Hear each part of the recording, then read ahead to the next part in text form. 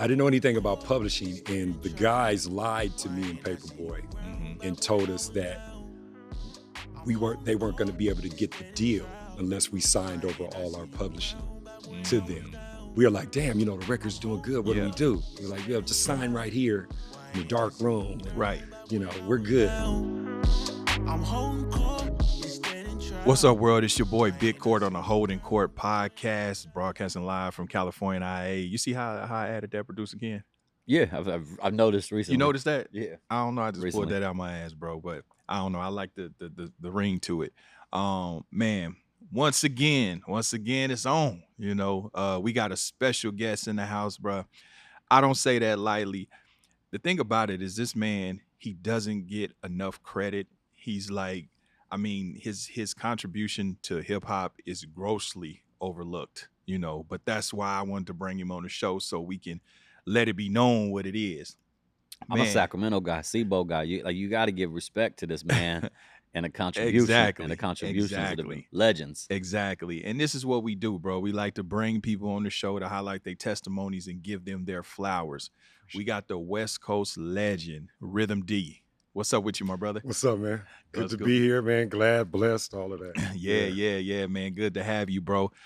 We was just joking a minute ago when you just got here, bro. I was just saying that Matt Barnes and Silk the Shocker are the only two people that came to this show that's taller than me. Right. Now, I'm 6'3". I ain't super tall. Right. Your ass walked in here looking like an NBA champion, bro. How tall are you, man? I'm 6'5". 6'5". Yeah. Or 6'6", one of them. I think you about 6'6", bro. Yeah. I think me and Kobe about the same height. Okay. Yeah, bro. So you never picked up a ball? You never got into basketball, nothing like that? I wasn't really good at it. I sucked at it. Really? I didn't have no handles. I maybe had a shot. All the homies was laughing at school. But I played football in the hood and baseball. Like I was good at baseball growing up. Okay. And, what position? I'm curious. I was a pitcher and I was a left fielder. Okay. So I could catch it and I could pitch. Okay. All right. Well, you made up for it with the keys. You know what I'm saying? Yeah. Well, that's something I was always in when I was growing up. Since I was like 5 years old. I've been into music, Okay. Well, we're going to get into it. Where you from, bro? I'm from South Central LA. South Central. Born and raised. All right. Where at? What hood? Well, before I was 14, it was A-Tray. Okay. And around 84, it turned neighborhood. Okay. And so I grew up in neighborhood, and then on the other side was what was on the other side? There were 6 O's. Okay. On the other side of like Arlington, all the way up to was they the AG boys back then? I'm not sure. Okay. Yeah. Okay. For those that's listening that don't know what he's saying, the A-Tray Gangsta Crips, which turned into the neighborhood Crips and Rolling 60 Crips. That's what he's talking about. The South Central. I was about to say South Central Cartel. South Central, Los Angeles gang politic. Right. Man, what kept you from going astray and not getting into the gang banging? Hip hop. Okay. I've always been into music all my life. Like since I was like, I would say like 5 or 6 years old when I heard the theme song to SWAT. My parents had bought me like an old upright piano from church. And I just wanted, anytime I heard sounds or anything, that's all I heard in my brain, when I was, just sitting there as a kid. And I was like, well, let me see if I can, teach myself how to play piano. Yeah. So I went in there and I just started, jingling around on the keys. And, I started seeing that I could possibly do this. I think at the end of the day, you kind of can feel if you have it, and then, if it comes slightly easy, right. I had a slightly easy way of learning how to play what I heard. Okay. So I taught myself how to play the theme song to SWAT. I don't know if you're, wow. That's SWAT. I don't remember that. That's actually sampled in I'm Bad by LL. Really? Yeah. I'm gonna have to go look at that. That's is that SWAT? Oh, okay. Yeah, okay. You talking about at the beginning? Yeah. Oh, wow. Okay. So what was that, a TV show? Yeah, it was a TV show in 1975. I'm gonna have to go look it up then. Yeah, they remade it with Samuel L. Jackson, in the early 2000s. So, it was, but it was piano based. Okay. And I learned how to play it. And then from there, I just started listening to a lot of Quincy Jones and, just records that my dad had and blues and all of that. So I just got more and more in depth with trying to hear music. And Okay. so, that led me on a path. Okay. So you were already musically inclined. Yeah. So anybody in your family play instruments, sing, anything like that? My dad, he could sing a little bit. And then my mom, she could sing, but she was a model from back in like the old Jet magazine days. Really? She modeled. It's funny. My sister found some pictures of her. When your parents are growing up and they tell you about their stories, you kind of doubt that, when you're just sitting at the dinner table and your mom is like, I used to model and I know this person. I'll be like, yeah, right. But later on, I think my sister and my daughter they Googled her name and they took away my dad's last name and put her maiden name in. And all of her pictures and magazine covers from Jet magazine. Damn, what was your mom's name? Her name is Connie Hatton. Hatton? Yeah, Constance Hatton. So if you Google Constance Hatton on Jet magazine, all of her photos. Because the viewers they gonna do that. They gonna Google it. Yeah. Google? They go Google. Yeah. Oh, damn, that's dope. That's dope. So growing up in South Central LA, I mean, what was the climate like? Like, what was your family life like? My family life was like, I would say there was a cross between Good Times and the Huxtables. So we were kind of like we're kind of like middle, upper middle class until it changed a little bit and things got a little rougher. Then we kind of steady. My dad was a blue collar worker. Okay. So he took care of the whole family. Mom and pop stayed together. And nice. Yeah, we had, I had two sisters. I'm the youngest boy. So. Okay. How did that crack era, how did that affect you or affect your family, if any, if at all? It didn't affect my family, but later on it affected my personal life.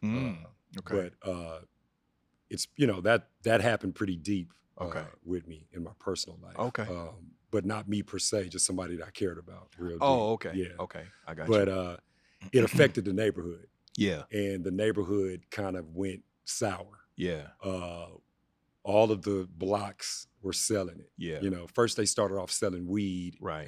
Probably around 85. And then it went into crack around 80, 86, 87. And it just took off from there. Just decimated. Yeah, it made it changed the lifestyle. Even some of the Crips went on crack.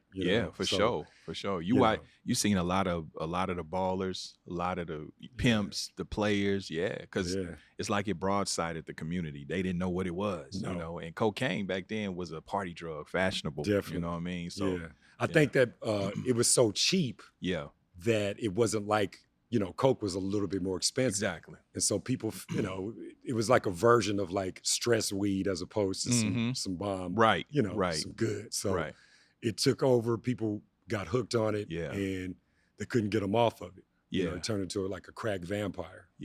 So How did you, I mean, as being, it seems like you was a precocious kid kind of doing the right thing and into your music. Yeah. How did you navigate, the pitfall? Did you experience any violence or anything firsthand? Yeah. I mean, I've experienced a lot of my friends that started selling it and they were going to jail and then getting into it with other people who gave it to them to sell and they came up short because they ended up smoking.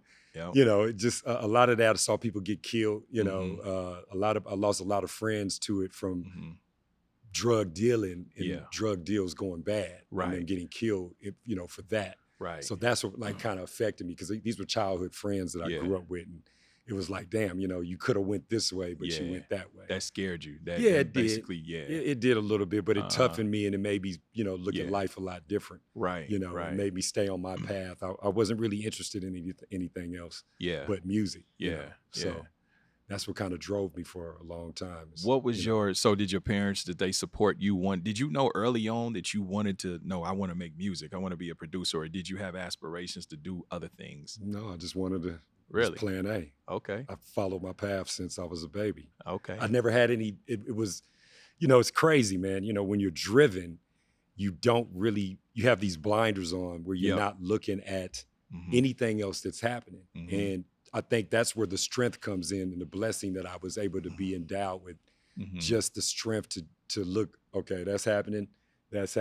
No, I'm finna stay with this. Whatever drove me didn't let me do anything else. Okay. Anytime I did something silly, it always backfired. Right. And if I swayed off the path, I would get in trouble. I'd go to jail. I would do something, I would get Uh-huh. in deep trouble because Uh-huh. I'm going off of my path. Right. And I just learned, like, look, if I stay on my path and really believe in what I'm here on this planet to do, Right. then I can succeed at it. And I think that's with anything, Yeah, if you yeah. focus on it and you believe, there's nothing that can throw you off of it. No, that's right. That's right. People, you'll be ducking and dodging everything that comes your Yeah. way. So I stayed focused. Did you ever have to do any real, like, serious stints in jail? No. Okay. They were just, driving without a license, shit like that. What do you call it when you don't show up for your court date? Yeah. Okay. So I got caught with my gun probably like 90, I think maybe 97, 96. And I went to jail, and then I didn't do. I mean, we all got one of those. I didn't do the time, so I ended up on doing Caltrans on the freeway. Then I didn't finish that. Went back, got caught. I remember it's a funny story. It was me and a good friend of mine, Curtis Baldwin. We were on our way to I think it was a party?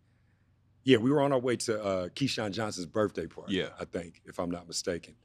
And we had all, we got geared up and everything. That's Tampa Bay Buccaneers, Keyshawn? Yeah. The football player. Yeah. Oh, okay. Yeah. This was like late 90s. I was a big fan of his. Shout out Keyshawn Johnson. Yeah, he invited us to his party. So we're, we all decked out, what I'm saying, looking dope and everything. And I pulled over just to get a car wash, at the hand car wash. I pulled over and the police got behind me. And I'm like, damn, why are they behind me? Yeah. Apparently one of my headlights was out. I mean, my taillights was out. Yeah. So they pulled me over to give me a ticket for that. So you know how when they come over, knock on the window and be like, you know what, it's just your tail light. They came to the window, was like, we got some good news and some bad news. The good news is we're not going to take your car. The bad news is we got to take you to jail because you got a warrant. Yeah. And this was probably a year, maybe a year and a half of me not fulfilling my my task on doing the community service. So I would go to jail for crazy stuff, fighting, getting in fights, because you get tested. Yeah. I mean, you seem like a good, good natured, good, you know what I'm saying? I am, but I'm not a buster. Right, so right. You ain't gonna let a fight nigga you. try. I think we've gotten so caught up in being tough. Yeah. And labeling certain, gangs as you being tough. You're like, no, my dad was tough. Yeah. He went, he wasn't scared of nothing, went to the army and all of that. That's took care of a family of 4 people or 5 people. That's tough. Right. And I was just raised to take up for yourself. And for sure. Throw them hands if you have to. Throw them hands, win, lose, or draw. Be a man. Yeah. So even if you lose, a motherfucker gonna respect you. Yeah, I'm gonna fight you every day. Yeah. And you're gonna get tired, be like, no, he gonna fight. So, leave him alone. But I've been through everything. Yeah. What were your because I mean, you coming from LA, man, y'all locals were, grew to be superstars. You know what I'm saying? What were some of your early musical influences, both in LA and out of LA? Ooh, let's see. Things that made me want to be a producer, or just music that I love? Or like, you had who'd you have? You had Unknown, you had, the people kind of that were a little bit ahead of you, at that time. Okay, so here's the thing. So growing up listening to jazz and listening to big band music, which is what my parents introduced me to, it was really Quincy Jones on the higher level of making me want, influencing me to be a producer and be behind the scenes. And then, I would meet people like, later on in my life, I met people like DJ Battlecat, who we became. Oh, that's the homie. You've been to the show. Yeah, we became real close as buddies, as friends. Yeah. So that's who I kind of looked up to. Like, he had all the equipment at his house. I'd go over to his house. We both from 2 different hoods. Yeah. So I would take the back streets and go to Cat's house and learn how to play, learn the SB 1200 and all his equipment. And then, Unknown, was Unknown from Compton? I'm not sure if he was from Compton or Watts or where he was from, but I met him through some other people when I got up to Death Row. Because Unknown had Techno Hop? Yeah. Yeah. And so that had, early King T. Yeah. And then of course, Dre, everybody looked up to Dr. Dre. Of course. But really my influences were pretty much people that I admired growing up, like I said, Quincy, all of the big band music, you know, When I you would, say big band, Earth, Wind and Fire, Confunction, yeah, Barcades, shit and like you that. know, Count Basie. Oh, okay. Yeah, I'm Okay. talking like real. Wow. Yeah, because Okay. that you know, my parents weren't into hip hop. They had me late. Okay. So my mom, I think my mom had me at like almost 40 years old. Oh, wow. So I'm a Okay. child of an older Yeah. birth, Got you. and they were from like the, I would say, I Love Lucy days. That was I got you. their I got time. you. So by Yeah. the time the 70s hit, they were already Yeah. older. Yeah. And when funk came out and all of that, then Yeah. my cousins and my sister was listening to Luther Vandross. And so I got introduced to a lot of music through my sister and my cousins. And then one of my other sisters, she was listening to Duran Duran. And Duran was a shit low. yeah, in the 80s, you can't lie and say that you listened to Duran Duran, REO Speedwagon, that part. Culture Club, definitely that. Who did Careless Whisper? Wham. Wham. Yeah, before you know he what I mean? went solo, George Hell Michael. yeah, all of that shit. So it was a lot of influence musically that made me want to create everything. You know, I was like, damn, you know, I want to be a real music producer and not be pigeonholed and stuck in one sound. For sure. You know what I mean? Sure. Like if you're going to be a producer, I admired Quincy Jones because he went from producing It's My Party. And you know, he did that song and then went on and did Frank Sinatra, then went on and did Michael Jackson. So I wanted to be a music producer, as opposed to just the sound of this. And you know what's so intriguing, bro? This is why I say, even with the youngsters, man, it's so good to learn history. Because I just recently found out two things. I just recently found out that Quincy Jones did Sanford and Son theme music. I didn't know that. I didn't know that. Yeah. And then Bobcat is from LA. That's my boy. I didn't know that. Yeah. Because he was with LL. I thought he was from the East Coast. No. Bobcat is a real one too. Yeah. He's real. He used to when I got on Ruthless, he used to look at me and smile. Yeah. Every time I go in the studio, he'd be doing like this. And I'm like, why are you always doing that? And he pulled me to the side. He was like, because you have no idea what you're about to be involved in this music business. Yeah. And he used to just be like, you enjoying yourself? You know, because I was coming up at the time. Yeah. So he was like, you know, they were like my little big brothers. Yeah. You know, when I was coming up, and they would, you know, him, Yella. Yeah, I had a lot of guidance. You know, oh, that's dope. That's dope. What was your parents supported you? What was your first piece of equipment? I'm curious at that time. It was SB1200. SB1200. Do you still use SB1200? Not at all. Really? You know, DJ Paul still uses the SB1200. Hey, I'm not mad at him. I think Quick might too. I think once technology changed, you know, what's so crazy, I was so fast at it and knowing everything about it, I don't know if I know how to work it anymore. You know, I think I'm going to go back and see what I can remember. Because back then I did all, you know, pretty much all the records that I produced were on the SB1200 and the MP. So, but no, technology made me go into the future. So that would be like getting on a propeller. Right. Where I got to go outside and like. But I know you ain't doing your beats on the computer now, though. Yeah. Are you? All of them. So you doing Fruity Loops and all of that? No. I use Studio One. Okay. By a company called Personas. Okay. But you still playing keys though. Oh yeah. That's what I meant. Like you're playing the keys. You're not, because you know they got it now to where you ain't got to play no keys. Well, I can do both. Okay. I decided, you know, you can't get mad at advancement in technology. Right. And it was tough. It was kind of tough learning how to make the music on the different technology. Right. Because it had a different, when Pro Tools first came out, it sounded real tinny and weak. And it wasn't warm and real. Like if you have a real EQ, the computer doesn't know, it's not tubes in the computer, it's numbers that are trying to interpolate what a real sub sounds like. Right. So I think they finally kind of got it to where the algorithm figured out maybe around 2002. Yeah. And, you know, but before that, everything sounded kind of like, I agree with you, thin as hell. Because we started before Pro Tools in the 90s. I was an artist too. I was signing No Limit in 95. And well, when I was at No Limit, we were recording on reel to reel. And even we were using, remember the Tascam ADATs? Yes. You had the Alesis and the Tascam. Yeah. And so Then in the late 90s, it was Cakewalk. You remember Yep. Cakewalk? I had all of them. Yeah. You skipped over the Cubase. ASR 10. Yeah, Remember that? Cubase. Yeah. Yeah, all of that. And I remember not liking the it was too hot. Yeah. You know, you used to that warm sound, that cassette tape sound. Yep. You know what I mean? Yeah, analog. Yeah. And I had to adjust to CDs. Yeah. Because when I first heard CDs, I was like, I don't know if I like this. Yeah, it was real crisp. Too crisp. But it wasn't warm enough. Right. So now, you know what's so crazy now? The technology has gotten so deep that they've realized that the noise, which is called artifacts, is what made the music warm, because it's electricity going through those tubes back then.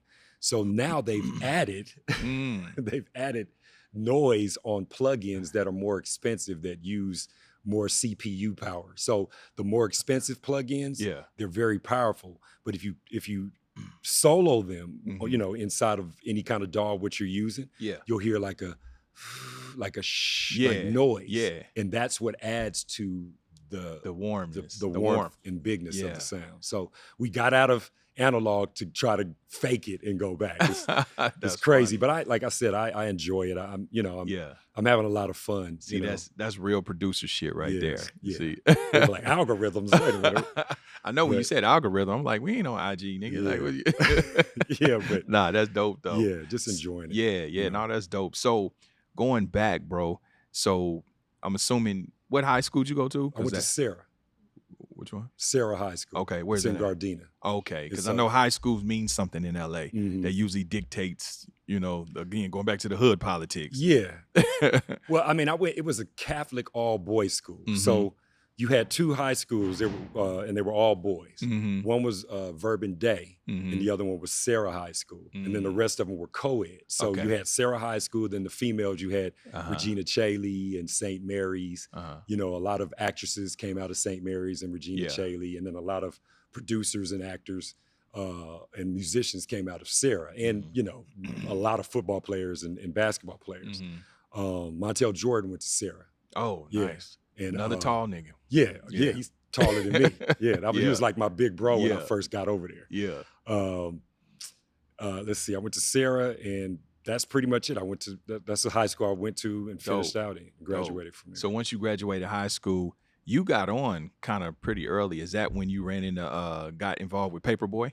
Yeah, I was like, me and a good friend of mine, DJ Slice Mega, we we became good friends in high school, and I would always go to his house after high school, and he was dope, super dope on the turntables, but he had an 808 and a whole lot of other equipment. So I would go over there and we would just make beats, and I'd be sitting there just creating.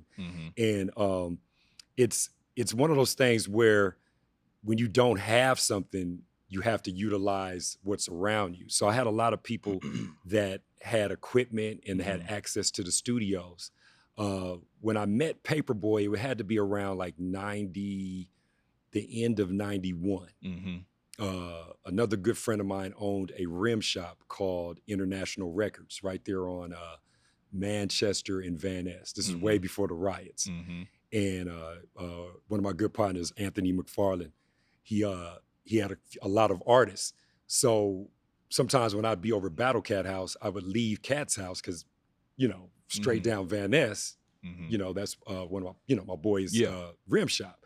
So I would go up there. He had an SB 1200 up there, and I would just take a box full of discs and go up there and just start making beats while he would be handling his business. So all of his little artists would come up there and they'd be freestyling to, you know, every beat I'd put in, they start freestyling. And then Paperboy walked in. You know, he walked in with the box top. I'm like, who's this nigga right here? But his flows was ridiculous. You know, he had like, around that time, I think Second to None was popping. Quick was doing his thing.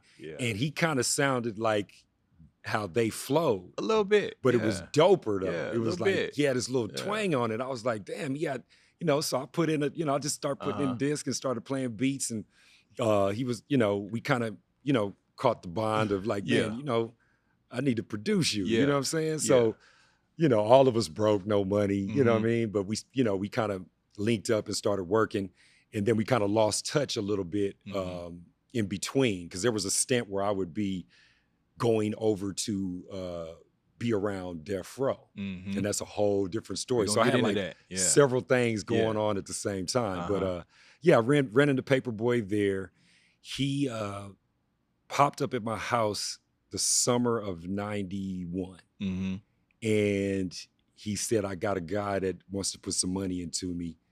And I want you to do this record. He's like, Rhythm, I need you to flip Do-Wah Diddy by Roger. And I'm sitting there like, man, that shit is fast as hell, babe. Like, dude, like, because it was super fast. It sounded country and funk at the same time. So I was like, all right, let me figure out how I'm gonna do this. And he was like, man, just let me know when you do it and, put it on cassette when you finish. So I went in the house and I got on the SP and I was like, damn, there's a way that I got to slow this down. Now, no technology. What do? Do I sample it and use the full loop? And I was like, nah, because we got to really pay for that. Right. So I chopped it up and I added my own bass line to it and just took bits and pieces of it and replayed it through the SP1200 and made my own beat out of it. And he loved it and went off and wrote to it. And I was at a few studios at the time. I got some studio time at one.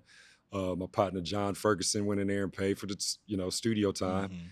And we recorded a hit record. Yep. Didn't know it was a hit. What was it, Diddy?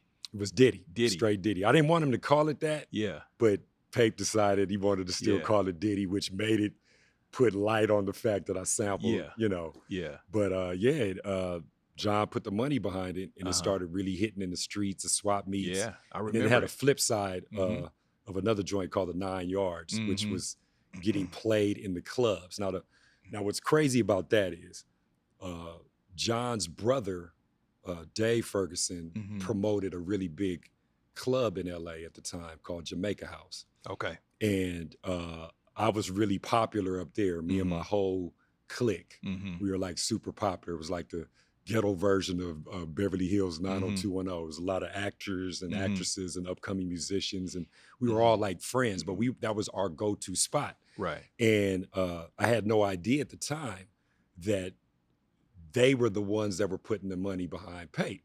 And then I found out, and so I started getting into the club free. You know what I'm saying? It was like, I'm like doing it like Diddy in LA. Yeah. But the song broke at Jamaica House. Okay. The DJ would play it all the time, and it started getting bigger and bigger, and then it got on Power 106 on a it was like a whack it or track it. Right.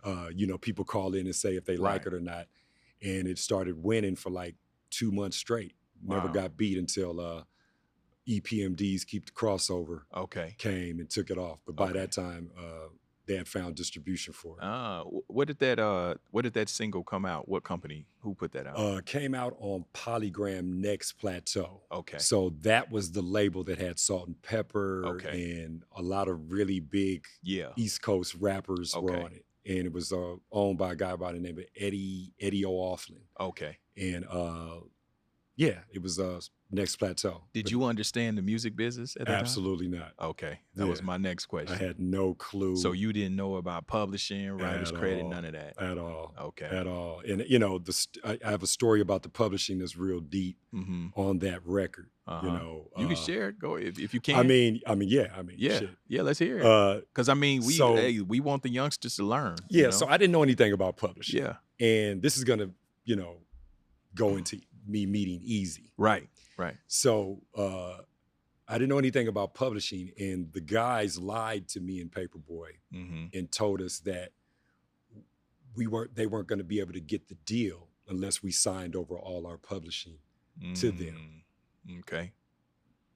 So we were like, damn, the record's doing good. What do we do? It was like, just sign right here in the dark room. And, right. We're good. So they're looking at us, and their faces as we're signing were like mischievous. Yeah. And I'm like, damn, did we do the right thing? Right. But we signed it over, and the song blew up. Right. It was playing on the radio back to where I even got tired of hearing. Yeah, real shit. So long story short, I got screwed out of my publishing.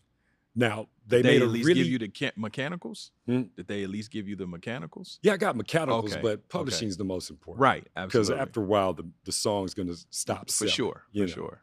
But I got my mechanicals. That was crappy. You know, Yeah. I signed over a whack deal on that. Yeah. But where they messed up was the back of the CD said produced and arranged by David Rhythm D. Weldon in full black. Right. So it was like later on when I met Eazy-E, me and him became really close as friends. Like that was like my mentor. Right. And we're driving in the car. I can remember like it was yesterday. We're going down, you know how La Brea's got that hill before you get to Slauson? Yep. And we smashing down the hill and the Diddy comes on. He's like, man, this shit is banging. He's like, man, you got a lot of publishing coming. And I'm like, what is that? Yeah. And he goes, skirt. He pulled over where that, you know, that Ralph's. Yeah. He pulled over into Ralph's and was like, what is publishing? He's like, you did get your publishing, right, Rhythm? And I'm like, nah. He's like, did you sign it over? And I was like, yeah, because they told me I couldn't get, you know, the deal wasn't gonna happen. And he was like, give me those dudes' number. You know what I'm saying? And him and Jerry Heller punked them niggas into giving me my shit back. Like, oh shit. Yeah, it was crazy. Yeah, that, you know, salute to E, man. For sure. Yeah. That was the first time I seen some Hollywood gangster shit go down. Yeah. You know? They couldn't give it all back. But something better than nothing, though. Way better. You know, Jerry Heller wasn't no joke. Yeah. And so, you know, I think he called them down and made them think that he was going to give them some sort of deal or something. And they walk in the room and the bodyguards, you know, Big Mike Durrett, and you know, they looked like Terminators. They stood in front of the door and was like, Rhythm, hold on, we'll get with you in a minute, right? So I go in there, I'm hanging out at the office. They come out with a check of like 40 or 50,000 and hand it to me, like, we'll have the rest for you later. Walk out. It was dope. That's real shit. Then Jerry's like, Rhythm, come here and give me my 20%. But it was dope. That, you know, that was a turning point in teaching me, you know, what publishing was. Right. And so after that, I had publishing checks coming in for that's 20,000 and 15,000 and 30,000. You know, it was like, you know, I got at least probably maybe 40% of my publishing. That's dope. That's dope, man. You know, and I want to drag it back a bit because I know you are ruthless through and through. All day. You know what I mean? Yeah. Ruthless for life. Yeah. But you started with Death Row. Absolutely. So let me ask you, so did you start with Death Row? Did you start when it was Fern Hill and when it was, you know? I started when it was Future Shock. Future Shock. Yes. Okay. And it was, I met. Because I think Fern Hill was before Future Shock. Maybe, I don't know. Yeah. I'm not Future sure. Shock was, I met Suge first out of everybody. Okay. And how I met him was a really good friend of mine, a female rapper named Diamond. She grew up next door to me. It's like my buddy. And, you know, she's real close with Corrupt and a lot of 6-0s and all that, but she could rap her ass off. And we ran back into each other later on in life. And she would just start bringing rappers, you know, to my house. And I was simultaneously, me and Battle Cat would be hanging out. He'd be making beats, and I'd be at his house hanging out with him. But he was producing an artist named Sparkle at the time, a female rapper. And me and her became cool later on. And she introduced me to her cousin, which is Suge. And she was like, you know, my cousin, he got a label going. And you should meet him, Rhythm. I'm gonna introduce y'all. And she gave me Suge's number, and she connected us. And I met Suge I met him at the Fat Burger on Lancashire. Okay. And this had to be like 90. It was like 92. Okay. Everything happened in 92. Yeah. And I met him there, and he come out. He's like, you know, Suge got this little twitch that if you don't know him, like anybody say they know him, Suge does. He has a twitch to him, you know, like a bull. And he come out, he's like, "What's up?" You know, wham. He's talking. He's like, "Man, we gonna get you some, you know, we're gonna get you, fuck all these busters. We're gonna get you some work." I'm like, "That's what's up." You know what I mean? Yeah. We hit it off like brothers. You know, like all these. It's just crazy, man. All these dudes, they be like brothers to me. Like, you know what I'm saying? We can put each other in knuckle noogies, but all the stuff that everybody else hears, I have never witnessed it. You know what I'm saying? Right. But we hit it off, but I didn't know that was Death Row. I just thought it was another brother from the hood that was, you know, trying to follow in the steps of Eazy-E and Ruthless. Because every brother in the hood that had some dope money or what they was doing, they were all trying to follow in in the footsteps of Eazy-E or Barry Gordy, you know. And I met him, and then we kind of lost touch, and I went back to working on Paperboy's album. And I probably a few months after that, Diamond came to my house and she brought Rage with her. Okay. Our first time meeting Rage. And Rage came to in my room, like my old bedroom that I grew up in, and I was making beats. Yeah. And Rage was like busting on him. She was like, nigga, that shit is dope. Like, you need to meet Dr. Dre. And I'm sitting there like, yeah. You know what I'm saying? I need to meet Dre. And she called, she made a phone call to, who did she call? She called one of the engineers, John Payne. He's a really good friend of mine too. And he was the main engineer at Death Row at the time. And he called me to come down to the studio. And that's when I found out that that was Suge's label. Okay. And he had me come down there. I'm bringing my equipment. I went into the studio. First time being on the SSL board. And I was like, damn, this shit is dope.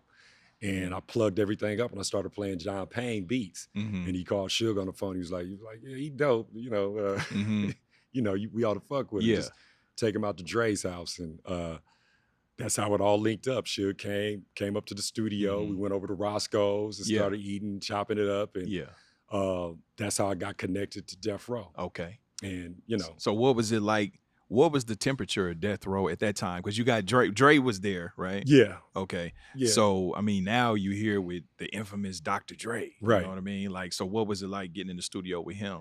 I was in, like, I would have my own time. Okay. Dre would be in the studio probably from 11 a.m. to 7 p.m. at night. Okay. He treated it like a job. Like 11 to, you know, 11 a.m., 7, I'm out of here. Yeah. And so around that time, I would come in, Suge would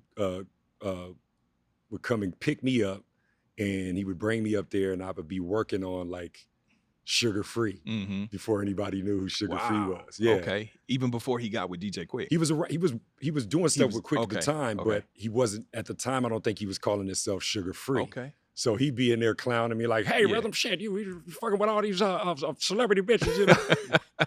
Who you gonna be with next? Willie Nelson's niece, you know?" That was my boy, man. He had me funny, rolling, bro. but he's a real one. Yeah. And he was talented. Like, you know how some people be like, that's who they are, and that's authentic. Yeah. You know, I think Sugar Free, E40, Too Short, like that's authentically them. They are those personalities. Right. So their music is that. And, you know, but yeah, I'd be up there with him at like from like 7 to late at night making beats and recording stuff. And, you know, Colin Wolf would be there. Like everybody that would be up there working, I had access to all the musicians and all So you that. witnessed, did you see the Chronic come together? Yeah. Okay. I actually saw it come together. Yeah. Okay. Did you work on the Chronic? No. Okay. I didn't really, I came in one day and I think Dre was working on a Nigga with a Gun. Nigga with a motherfucking gun. And I saw him pull it up. He looking at me, pulling up all the tracks. I'm like, damn, nigga, there go the loop. This nigga gonna put the loop to Friends in there. Oh shit, what is that? You talking about Houdini Friends? Yeah, that's what's in the Nigga with a Gun. You're right. Boom, boom, Sure boom. is. Yeah, I was Sure like, is. that's why he Dre. Yeah. I was like, it was dope. You know what I'm saying? Yeah. It was like samples going on. I think, if I ain't mistaken, Daz is scratching on it. You know what I'm saying? It was, you know, it was dope and it was clear. It was like super stereo. You know, the mixing on it was ridiculous. You know, but like I said, I had my own time in there late at night to work on whatever else Suge had on the label. I see. So I ended up producing a song called Down With My Nigga on the Deep Cover soundtrack. Okay. That Snoop wrote the hook for in 3-2. From Houston? Yeah, 3-2 okay. from Rest Houston. in peace to Houston. Yeah. I mean, 3-2. Yeah, it was 3-2 and Big Mike. They would be at the studio. So I'd be doing stuff for them. Oh, okay. And like I had all the other artists to work with. Okay. Jewel and Rage. And so we'd all be up there working and smoking weed and, you know, just having a good time. And that was like my time at Death Row. Oh, okay. Did you witness any of the bullshit that the beat downs and or that came later? They came after I would show up. Okay. They were like, man, do you Okay. I'm coming into the studio. Suge just slapped a nigga around and did, I'm like, man, I missed all of that. Yeah. Yeah, I just didn't, it didn't cross my, I knew that it wasn't to be fucked with. Though. Right. I knew that the whole label was gangsters a motherfucker Right. because of the Crip and Blood element. Yeah. You know, it was like Crips and Bloods. Yeah. You know, that was like the United Nations of gangbanging. Do you think that, I mean, being that you knew Suge personally, intimately, as a brother, I mean, does he get a bad rap?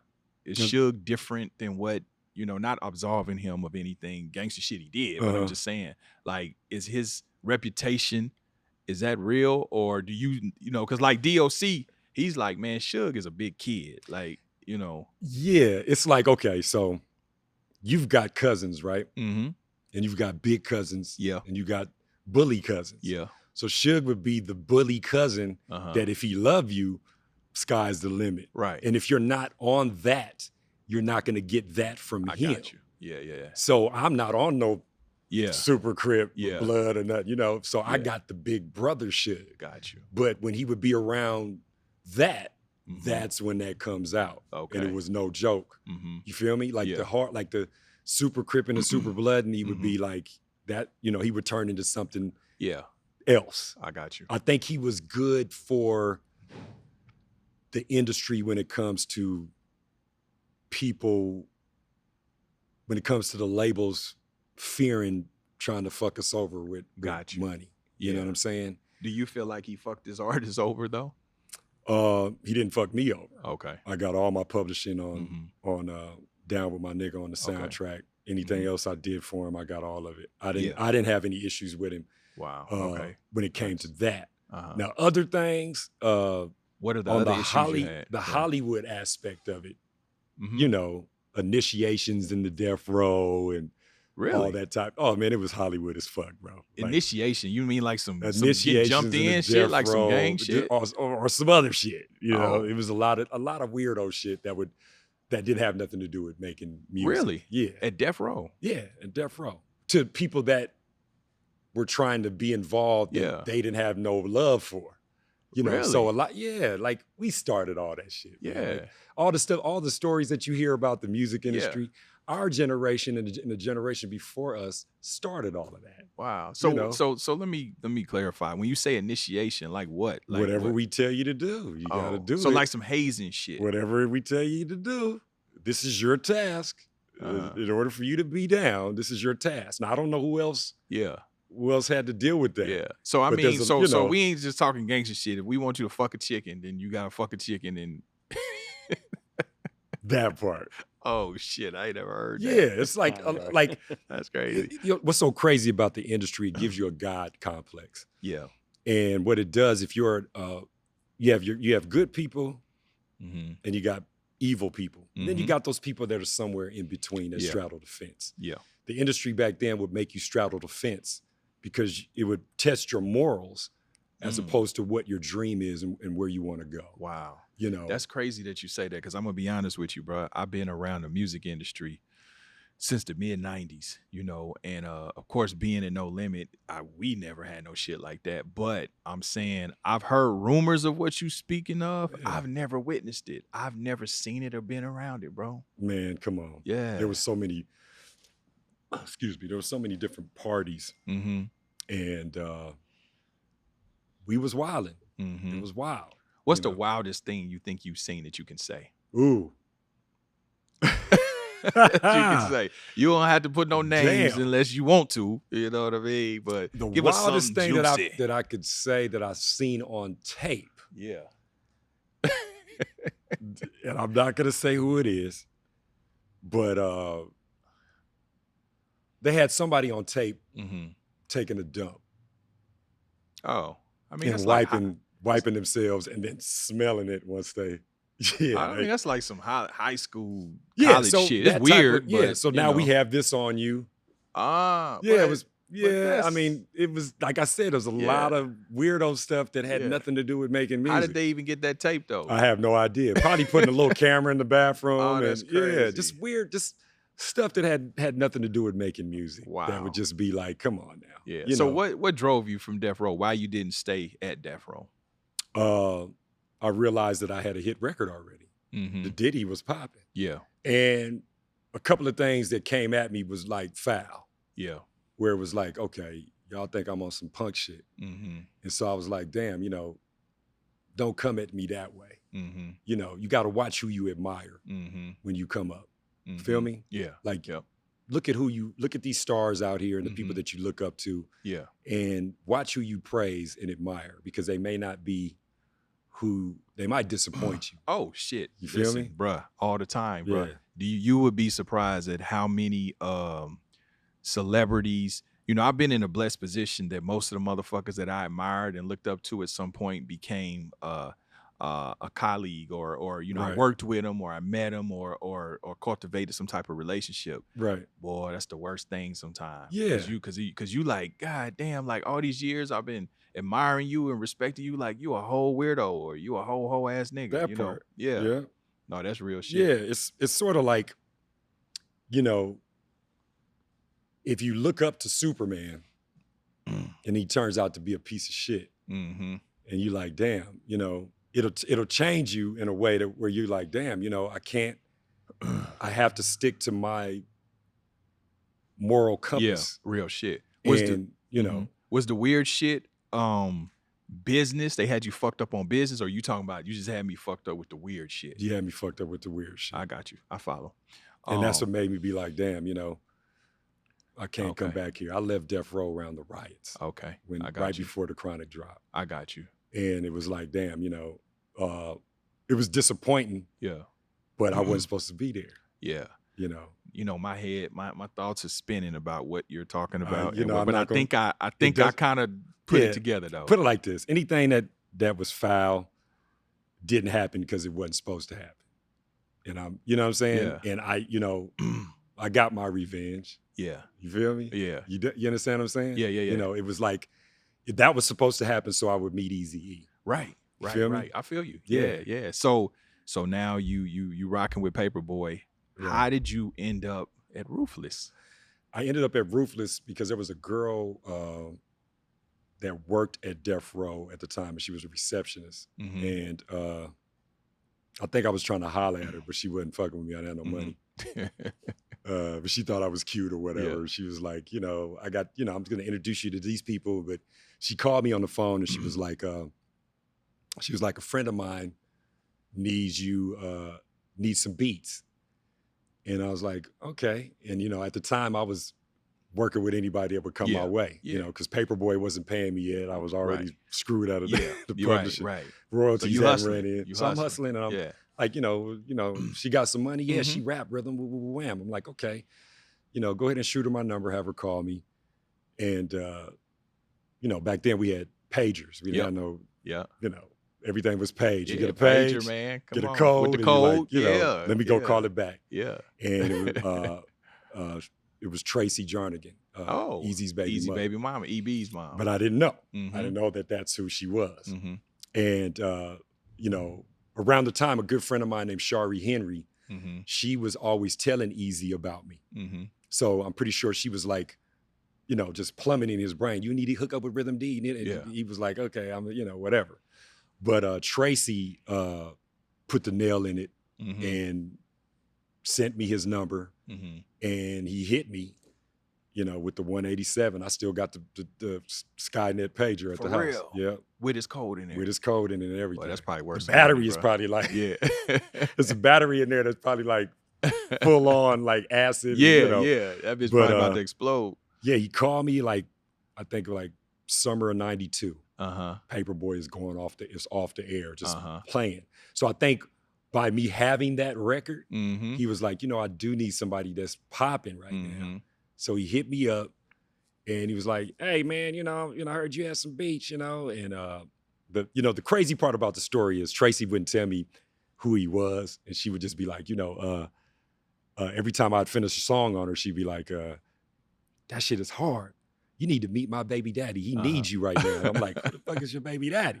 You feel me? Yeah. And she's like, I tell you, just finish my shit. And I'd be Oh, like, so Tracy rapped at the time. Tracy was rapping. I was producing. Shit. I didn't know that. That's who had that I linked up. She needed the beats. Okay. So I was like, okay, let me go over here and see what she's talking about. And I started making songs on her, and I knew how to like make the 2-inch reel go off, put you on beat even more when you rap. And I knew how to do a lot of stuff. Yeah. And I cut about maybe 2 or 3 joints on her. And the night of the last joint I cut on her, she was like, you know what? Come by my house, you know what I'm saying? And you could crash here instead of me, taking you all the way back to LA. And I was like, okay, cool. So when I walked in her house, I saw nothing but N.W.A plaques and posters and gold records and everything. And I'm like, who is your baby daddy? Yeah. And she was like, my baby daddy, Eazy-E. And I was like, oh shit. Shit. Mind you, I know that he's about to get completely dissed. Right. Because I was up at Death Row. Oh, so you heard all the shit on the Chronic, all the yeah. disses and shit. Yeah. Okay. So you see how the Yeah, universe yeah, is? yeah. You feel me? Yeah. So I was like, damn, yeah. Go ahead and slide him that number, And she, like I said, she was cool. She gave him my number, and he hit me up, and I had him meet me at the studio while I was working on Paperboy's album. Okay. I was like, I'm gonna floss on these niggas. I've had Eazy-E come up here. Yeah. Y'all trying to screw me out of my shit. Yeah. And he came up to the studio. I was played him some tracks. He wasn't really feeling them that day. Okay. So I didn't think that I had got the job. Right. But before he walked out the door, he was like, yeah, that was cool. He said, come by my house in Norwalk tomorrow night and, bring whatever you can and just come out there and we'll vibe out. And I was like, okay, damn, this nigga invited me to the crib. Yeah. So the next night, I get in my little raggedy hoopty. It's backfiring. Damn. I'm smashing down the 10, I think it was the 91 at the time, the 105. Before the 105. Yeah, before the 105. And, I get on the 605 and I, exit, get off and go to his house. And, all of his bodyguards is there. And he had a bunch of equipment in the studio that was collecting dust. Wasn't nobody in there banging out nothing, but it was all equipment that I didn't have. Right. And so, he's like, going in there, whip up some shit. And I put out all these discs of some tracks that I had no influence on from anybody. It was from my brain only. And I started putting them in, and he was in the bathroom. This nigga come out the bathroom and was like, nigga, that shit hard. Yeah. And he pulled out like $5-6 grand out of his pocket, out of his sock or something. Out of his sock. He used to keep his shit in the sock. And he was like, you rolling with Ruthless? Yeah. And I was like, yeah, I guess I am rolling with Ruthless. I'm $5 grand or $6 grand richer. Yeah. And in the early 90s, that shit went far. Yeah. Hell yeah. So that's how we connected. And what's the roll call? Who was over there at that time? Because is it safe to say Ruthless was kind of struggling at that time? Because Dre left. Right. You know what I mean? He trying to find his footing. Right. I think this is before Dre 187 the album, correct? It's before that, right? Yeah. Yeah. Well, no. It was after Deep Cover. Right. Deep Cover was already banging. Yeah. Yeah. No, but I'm saying Easy. He hadn't released the 187 when he's up against the wall with the Oh gauge. no, the Home for the Sick, the 5150. Are you talking about what I did? I think I did the 187 of Dre. Yeah, way before that. Okay, so what's the roll call? Who's over at Ruthless at this time? Hutch, Cocaine, MC Ren, DJ Yella, Menage a Trois, and then a female rap group that I put together called GBM. Okay. And let's see who else is there. Bone hasn't come into the play yet. Bone hadn't arrived yet. Okay. What about BG Knockout? And all of They those? hadn't arrived yet. Okay. What about will.i.am? He was there. Okay. I think DJ Speed was kind of doing their music with him. I didn't even know Will did beats then. Oh, yeah. I didn't know he did. So you have to realize something. They were if you look at the Black Eyed Peas, they started off. This is way before the Black Eyed Peas, right? And Will.I.am was Will 1X. Oh, so it was like he was doing sort of like the Fushnikins type of flow, right? Where it's like, what I'm saying? Yeah, I heard the Fushnikins. Yeah, that was the hip hop side, like the hip hop side of LA hip hop got overshadowed by gangster rap for sure. So everything from the Bay Area, Souls of Mischief, Dale to the Funky Homo Sapien, all of that was kind of had its own lane. Yep.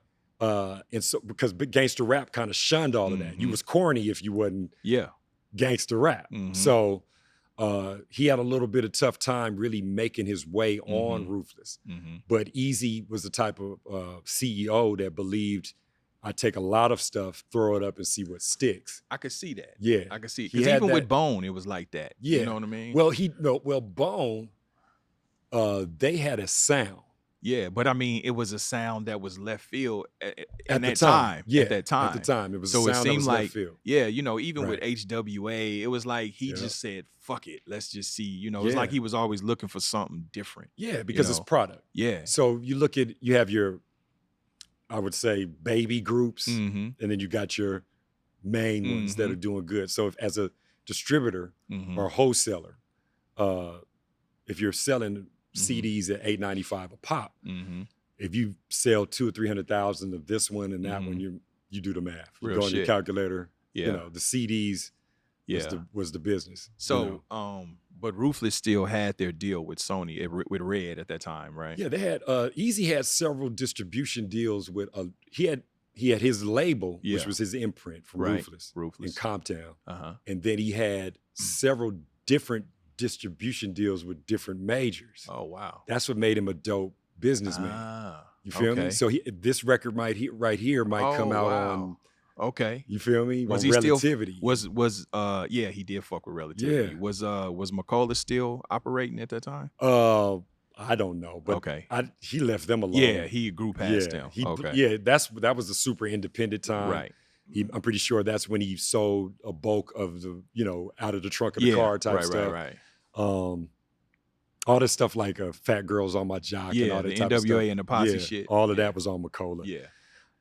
So you get to Ruthless. So, I mean, you see the equipment got dust. There's no hits over there at the time, So you get to work. I get to work. Yeah. So what was some of the first songs you did at Ruthless with E? Okay, so some of the first stuff I did was probably It's On. Okay. The actual title song. Is that the It's On motherfucker? It's on, G. Yeah. And I was trying to make something, I was kind of forcing the diss record. Yeah. As opposed to letting it come naturally. Did you give him the play? Did you let him know I was over there with these Death Row niggas? Oh, that's what made it even better. Oh, okay. So you told him. Yeah, that's right.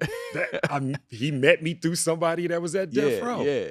And he was like, okay, this dude's going AWOL. You know what I'm saying? And, I just never looked back. I never communicated with anybody over there anymore. Right. Once I met him, I was like, it's popping. Yeah. It's on. And because he was, he probably was the coolest nigga on the planet, as opposed to everybody else I met that was Hollywood on that bullshit. Right. And I was like, damn, I wanted him to win because, he gave me a place to stay. I moved out of my parents' house. Got a bunch of cars. I was like a little prince over there. You know what I'm saying? And, him and Jerry Heller treated me like a king. Yeah. And I was spoiled. Yeah. You know what I'm saying? They paying me, I'm making thousands a week and just to go to the studio to produce. Right. He had the formula of he put you on a salary. So you just go to the studio, we pay for the studio time, and you just go willy-nilly and just create as much as you want. I come in and pick what I want and we start making it. Right. And I'm gonna pay you for what I choose. For what I choose. So I'm on salary as a producer. I'm spoiled as hell. Money coming out to just having a good time, and and I live with Eazy. Yeah. So living with Eazy, what was Eric like? Being that you lived with him, a what jokester, was Eric like? A clowner, and he was really into like monsters and horror movies, and we both were like that. So he would get all types of statues of Chucky and stuff like that, and then he would like big weed smoker. So I'm smoking weed until I need, like, I can't smoke no more. You know what I mean? And just like a big brother to the point to where it was like, it's like I lost my brother. You understand what I'm saying? Yeah, for sure. And, that was deep. I would have never thought that was going to happen. Yeah. But yeah, man, it taught me a lot. I learned a lot of stuff about a lot of people. Yeah. Through just sitting down on the couch and rolling up blunts and just talking. I've seen him cry. Oh, wow. Yeah, because he was betrayed. Yeah.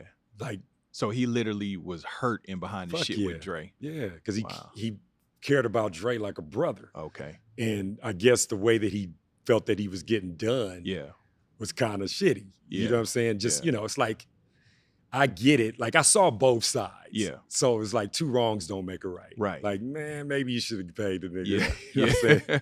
Especially you as a producer, you could understand. Yeah, I could understand that. Yeah. Like, this is the genius mind behind the product that you're selling. Right. And then I could see it on his end. This is my label. Yeah. I'm taking care of you. Why are you? So it's more or less like, man, you're not starving. Right, right. But you want more. I can't give you more because I got other people involved. Yeah. But you want me to give them the finger, but I can't really do that. Right. Right. Because I'm in too deep. That's basically what it is. For sure. I'm in too deep. I can't be firing Jerry Heller. Yeah. Because you said so, nigga. Like, cut it that out. can't happen. You live around the corner from me. Yeah. You know, like, why are you doing that? Yeah. And then you bring somebody else in on our business that hates me. You feel me? So you kind of like, you betrayed me in a way. You know what I'm saying? Because it was my money that got it started, your genius mind on the music. Why we just can't be, but by the time it got to the streets, you know how niggas is. Yeah, for sure. If you say something to me, this person gonna come back and tell me, it's gonna turn into something totally different. It's ego and all of that shit. Yeah, so it got blown out, and then some other things happened that really, What were the other things, if you could speak just on it? like things that he felt was fucked up that dude did in the midst of them parting ways. Did they really, because the movie portrayed, which we'll get to, the movie portrayed one thing. Did they really try to muscle E and intimidate him like that? I don't believe that. Okay. I don't. Because being you lived with him, you would know, or he would have told you. He ain't that dude. He would have shot him. Yeah, that's what I figured too. Yeah, he'll shoot you. Easy wasn't play for play. He was the real N.W.A. in N.W.A. Yeah. You know what I'm saying? As far as really the from the gangsta streets. shit from the streets. Yeah. That was N.W.A. is his persona. Right. He's the godfather of gangster rap. Yeah. So the logos, you saw the silhouette of the hair and the hat, and the Jerry. That's all Eazy-E's persona. And Dre's musical genius to bring that into fruition. And that's what made it, Right. Was Eazy-E a Tupac type of rapper? No. Where he had tons of bars? Right. No. Right. But he was the epitome of a character with a caricature type of vibe to make every little Crip nigga in the hood want to be that. I loved Eazy. Yeah. Eazy made me want to rap. You know what part. I mean? Yeah. And to be honest with you, it's crazy because I went to No Limit in '95, but I was really trying to be on Ruthless. Speaking of which, to my point, you was there. I was talking with Cassandra Ware. Damn. Do you know Cassandra Ware? I know her, but I've never interacted with her. Okay, She was at the office, and I used to call every other day. I was calling Ruthless, like, man, because I wanted to be with Eazy. Wow. We wanted to be with Ruthless. Yeah. You know what I mean? To be honest with you, Shaquille did too. Really? Shaq. Yeah, Really? Shaq wanted to be. Yeah, Shaq was a big fan of Eazy-E. Yeah. Yeah, a lot of artists were. He was a megastar, man. For living with a megastar, 21, 22 years old. Yeah, that's crazy. I was never spending my money. Yeah. You know what I'm saying? Like it was like. Was you with him when he had the white BMW, the A50? Yeah. Yeah. The I white remember when he was on BMW, the gold. Yeah, he was on the cover of the Source. I was like, ooh, that motherfucker was like a spaceship back then. Those are still kind of dope. Yeah, they classic. are. They are still dope. Yeah. He had that. He had He had a lot of cars. Yeah. Matter of fact, yeah, Mike Epps got one that he had one done like that. He had the first big body Benz when they first came out. Remember? I remember that. Yeah. So it looked crazy because he was so short. Yeah. He would damn near climb up in there.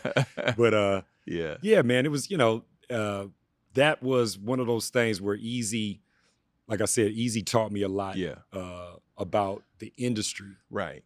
Publishing to buying and selling it to points and just a lot of stuff that I ended up listening to that I probably was somebody else was probably trying to teach me, but I didn't. I didn't listen.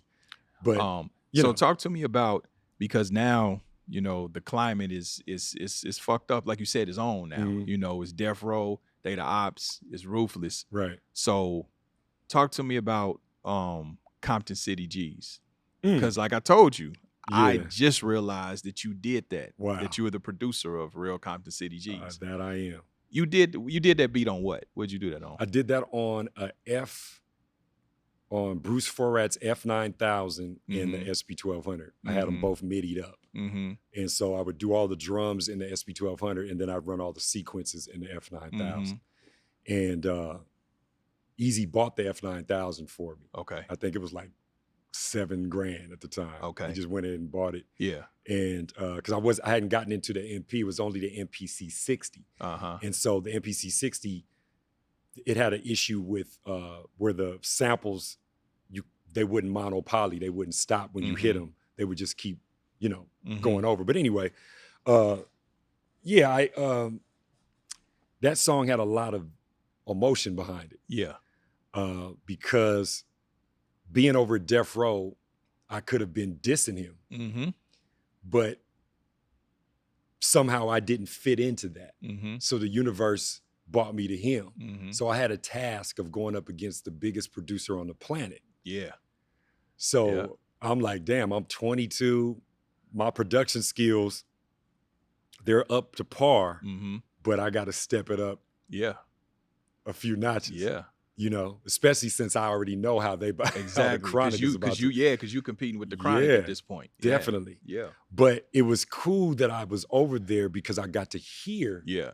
Yeah. So you kind of had a cheat code. What was happening? Yeah. Which makes sense because I it's almost like Dr. Dre kind of brought in that whistle.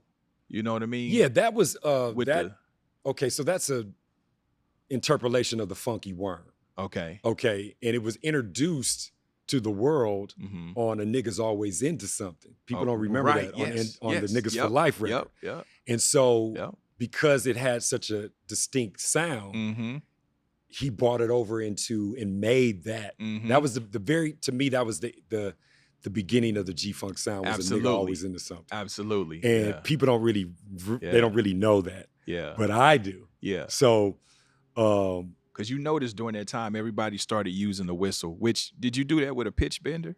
No. Okay, so Dre used a keyboard called the SY85. It's made by Yamaha. And it had a patch in there that you would go to where it had a synth sound that you could tweak, and you could go mono poly with it. If you go mono, when you're playing the keys, if you let off one key and hold it and go into the other one, like those sounds are sort of Arabic. You feel me? They sound like Arabian music. Right. So it's a whistle, but it's mono poly. Okay. And so instead of it just immediately going over, it bends into the next note. Right. So that's what makes it go.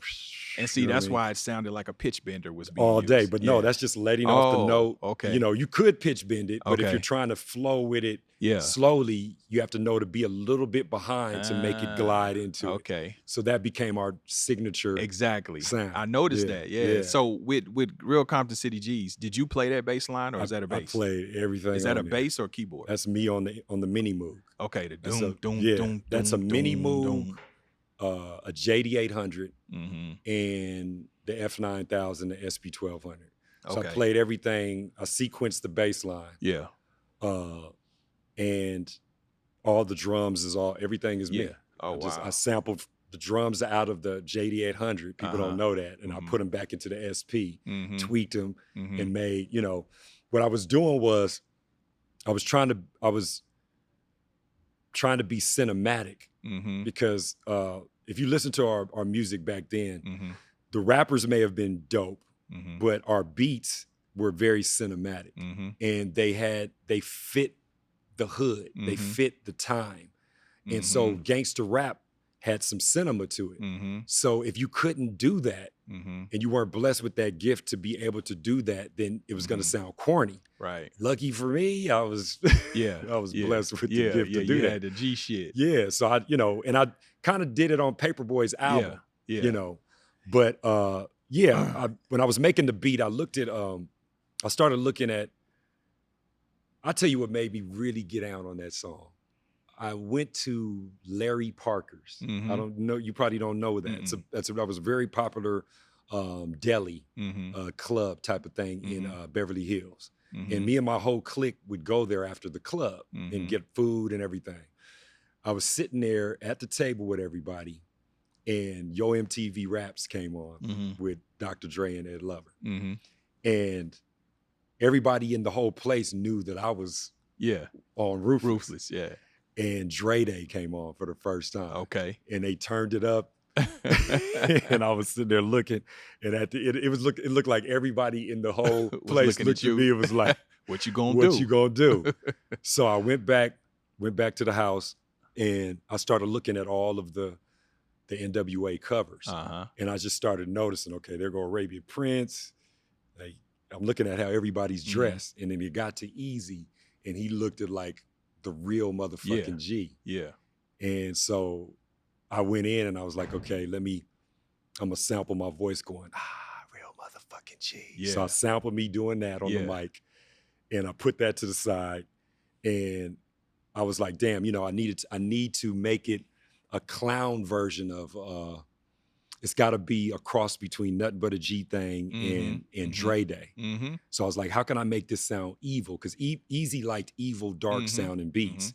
So I was like, let me go ahead and make it sound as dark and evil as possible. And so I flipped it and twisted it and just made the bass line. I was sitting there, after I made the beat, I was like, okay, you know what I'm saying? I was like, oh, damn. And when you blowing about 20 blunts, I was like, this shit sound hard. So then I went in and I laid that, it was on 2-inch reel. So I had to lay everything through MIDI. And then I went back and I played the mini move synth sounds live throughout the whole thing. Wow. So you didn't even loop that shit? I had to have the feel of it live throughout. I just, wherever I messed up at, the engineer would rewind and I had to go back. So all that's live going through. Everything else is sequence.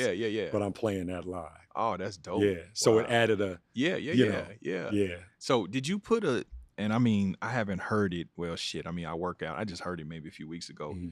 Did you put a waka waka sound in there? That's a guitar, a session player named Mike Sims. Okay, I thought he came in and played. It's subtle, but you can hear waka waka. It's like some it's like some Curtis Mayfield shit. Yeah, there's a sample in there that I chopped and flipped and made do that.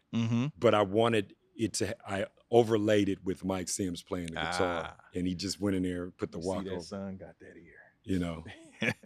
So those are ghost notes. Yeah, ghost notes. All up under. Yes. You see, I'm really a fan. And then I tucked in anything that might have been noticeable in a sample realm, but other than that, 90% of it's all my originality. Wow. Yeah. So when Eazy heard that music, which I believe BG Knockout wrote the song. Yeah, correct? Him and Drayster. Yeah, him and Drayster. Right. So did Eazy hear the beat and say, y'all niggas put it down on that? He heard, okay, so I used to be at the studio called Kitchen Sink. That's where I created Real Compton City G's. At the studio where I think Quick used to use this spot, AMG. It was a little raggedy type of old school 70s, 1970s studio in Hollywood. And I liked how dirty and rugged it was, but it had a cool ass sound to it. So he would go in there and book 12-hour sessions at that studio. And so I went in there and I made the beat at like 2 a.m. in the morning. And I linked up with Eazy about 5 a.m. And I put it on a cassette, and Eazy took it And I put that and a few other beats on it. Mm-hmm. And he called me, he was like, man, this is the shit. Mm-hmm. And so he's like, I'm finna go link up with my boys Pat and Jim Bob. They were, he had two really close buddies that he trusted a lot. And one of them was Pat and Jim Bob. And they had some rappers. One that just got out fresh out the pen, and that was Drayster, I think, at the time. And then he had his brother Naki, and they heard the beat, and I wasn't around, but he gave it to him, and then they wrote to it. And then I finally met him. I came to the studio at Audio Achievements and put up the 2-inch reel, and then we all kind of got together, and Drayster and Naki went in there and murdered it. Yeah, they wrote his verse. And this nigga spit it. So let me ask you, so when they used to write for him, did they rap it and give him a reference track, or he just learned it? Sometimes they would. Okay. But other than that, at that time, he was already seasoned. Yeah. And he went in there and spit that whole shit. I think he might have messed up maybe 1 or 2 times. You know what? Now that I'm remembering, that's crazy, because you were in the video, right? That's me blowing smoke out my mouth in the beginning.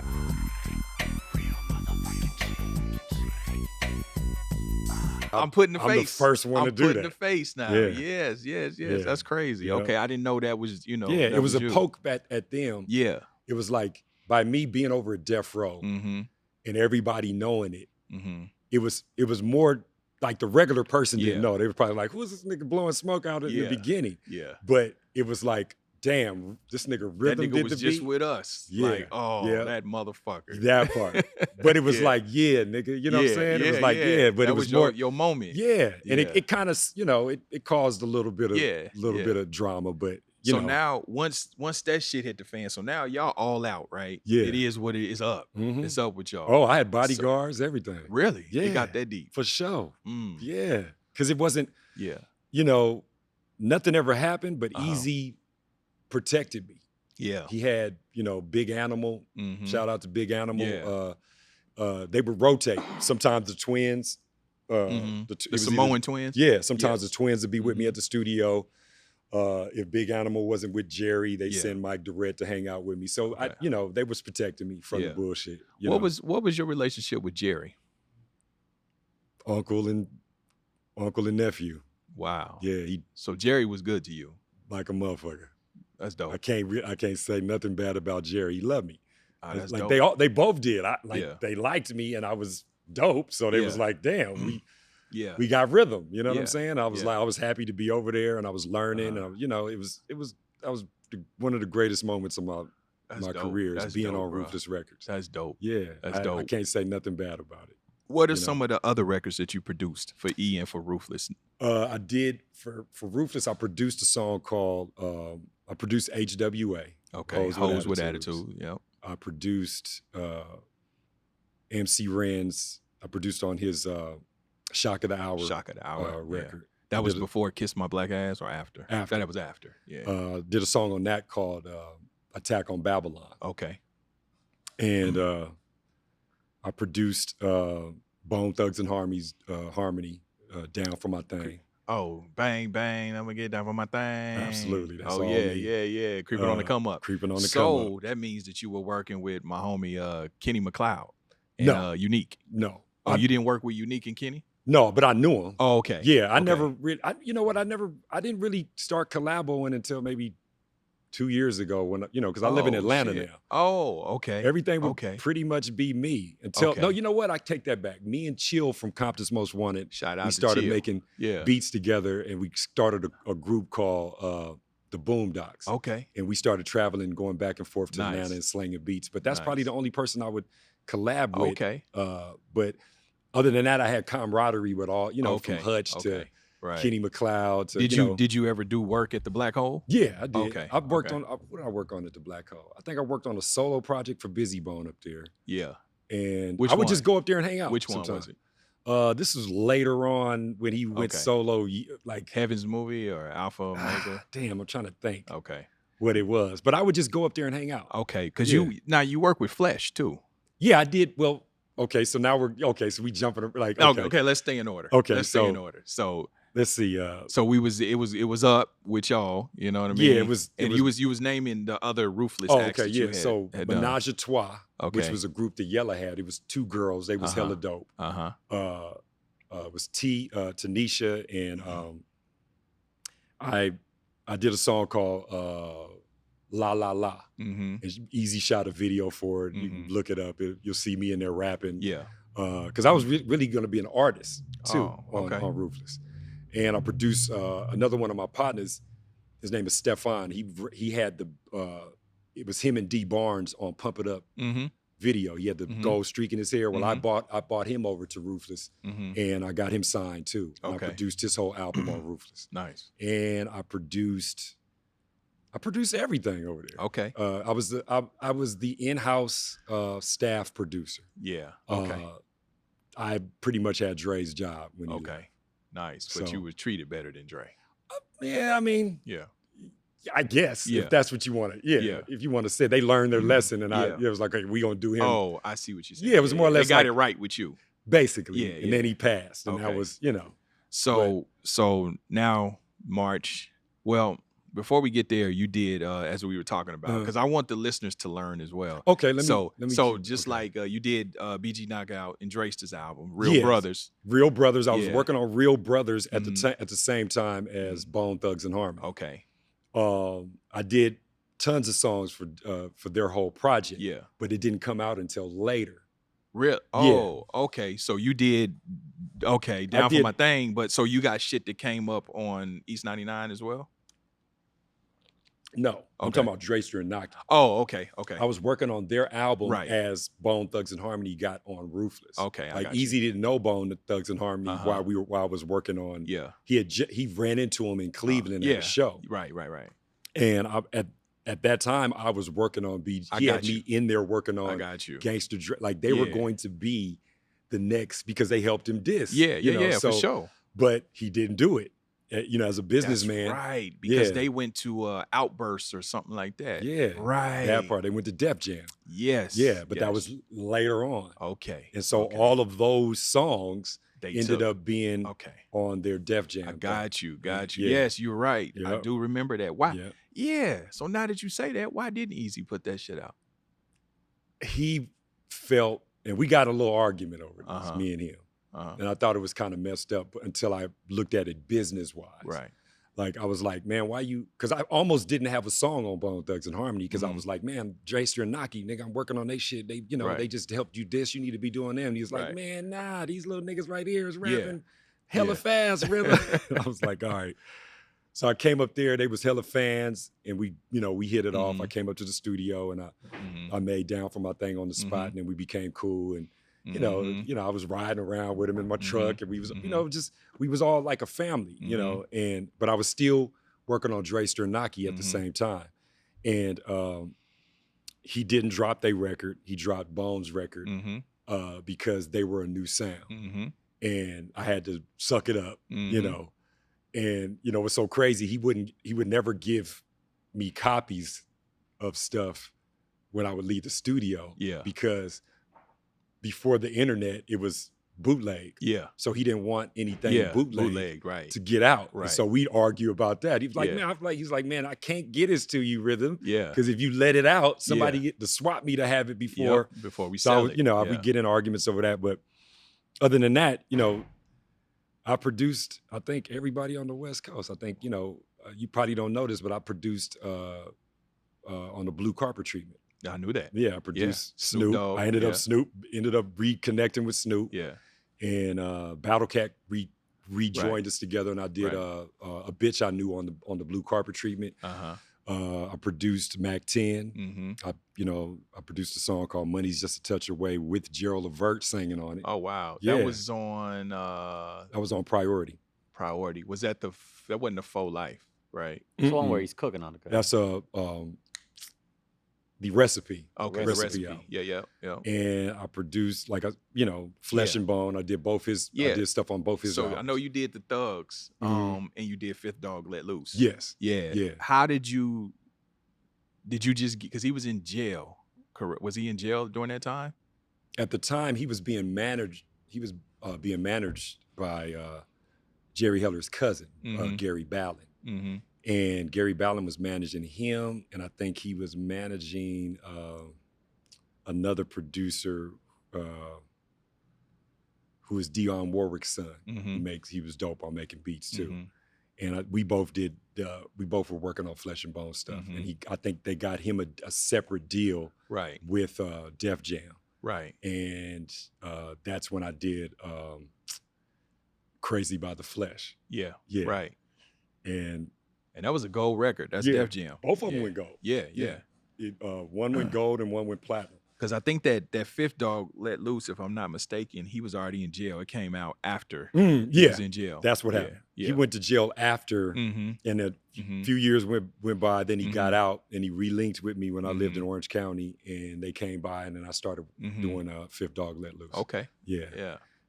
And damn, who else did I work with, man? Come on, Sebo, 2 albums. Sebo, Mob File. Yeah. I did. And Life is a Writer. He was on I did. Man, I'm feeling old now. Yeah. I worked with Sebo. Yeah. I did a lot of his stuff. Yeah, we just had Sebo on the show. Yeah, that's my boy. Yeah. Who else did I produced so many people out here, man. Some stuff will never probably come out. Yeah. I've worked at MC Light at one point. I've worked with, and I just started working on a lot of Bay Area rappers. Right. I got real close with the Loonies. Okay. So me and Numbskull became close. Okay. Yuck Mouth. I started working on their stuff. We didn't have Yuck Mouth on the show twice. Yeah, me and Shock G became close. Yeah, rest in peace to Shock G. Yeah, man. So like, damn, my life has been crazy. Yeah, you didn't put in a lot of work, bro. Yeah. So so I want to drag it back just a little bit. I mean, so March 1995, Eazy passed away. So were you living with him prior to his death? Okay. I started growing up, and I started getting them royalties from Paperboy.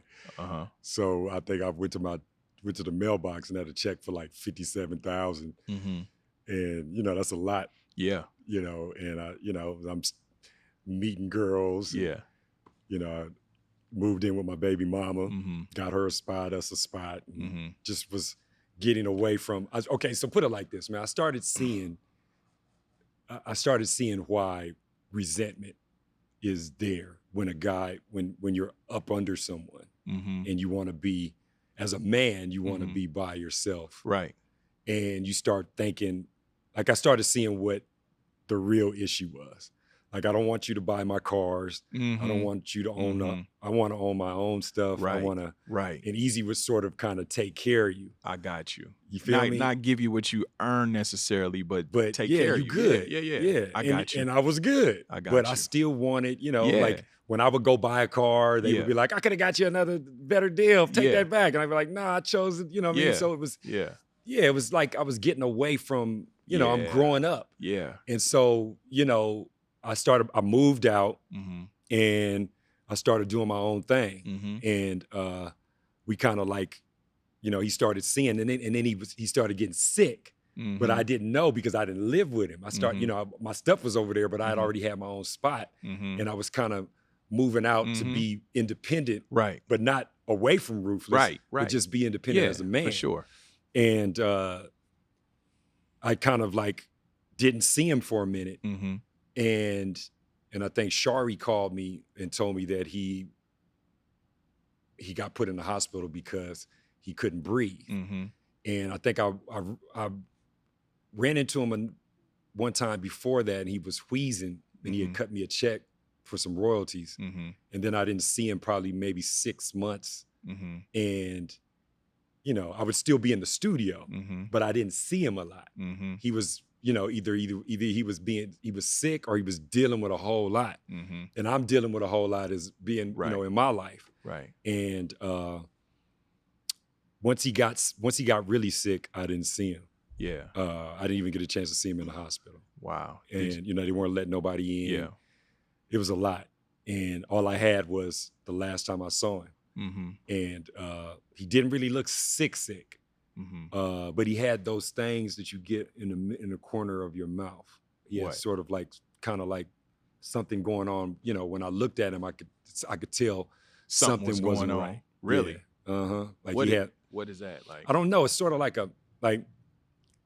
the way his skin looked, just the way he looked kind of peaked in the face. Oh, I see. He had lost a little bit of weight. Okay. But he always had bronchitis. Right. So he carried around a Inhaler. an inhaler. Yeah.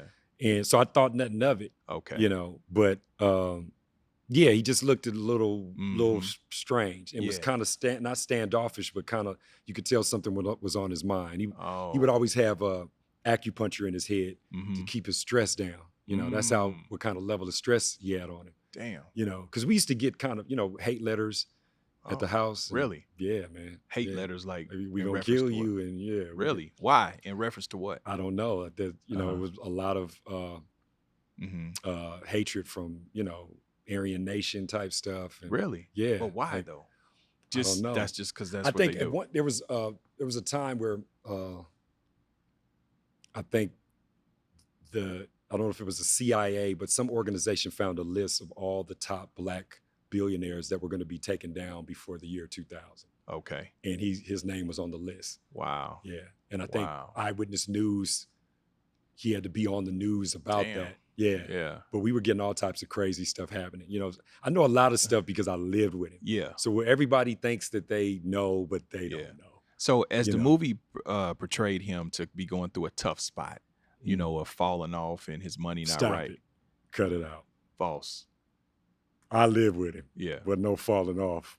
He had Bone Thugs and Harmony. Right. They were the biggest selling rap group of all time at that time. Yeah. You feel me? They brought in a new sound.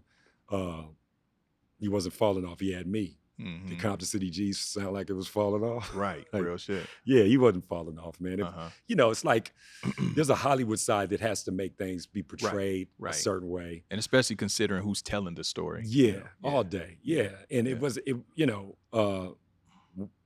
wasn't told by a lot of people that loved him. It was, right. That's what I'm saying. You understand what I'm saying? Yeah. Right. It was produced by one person that loved him.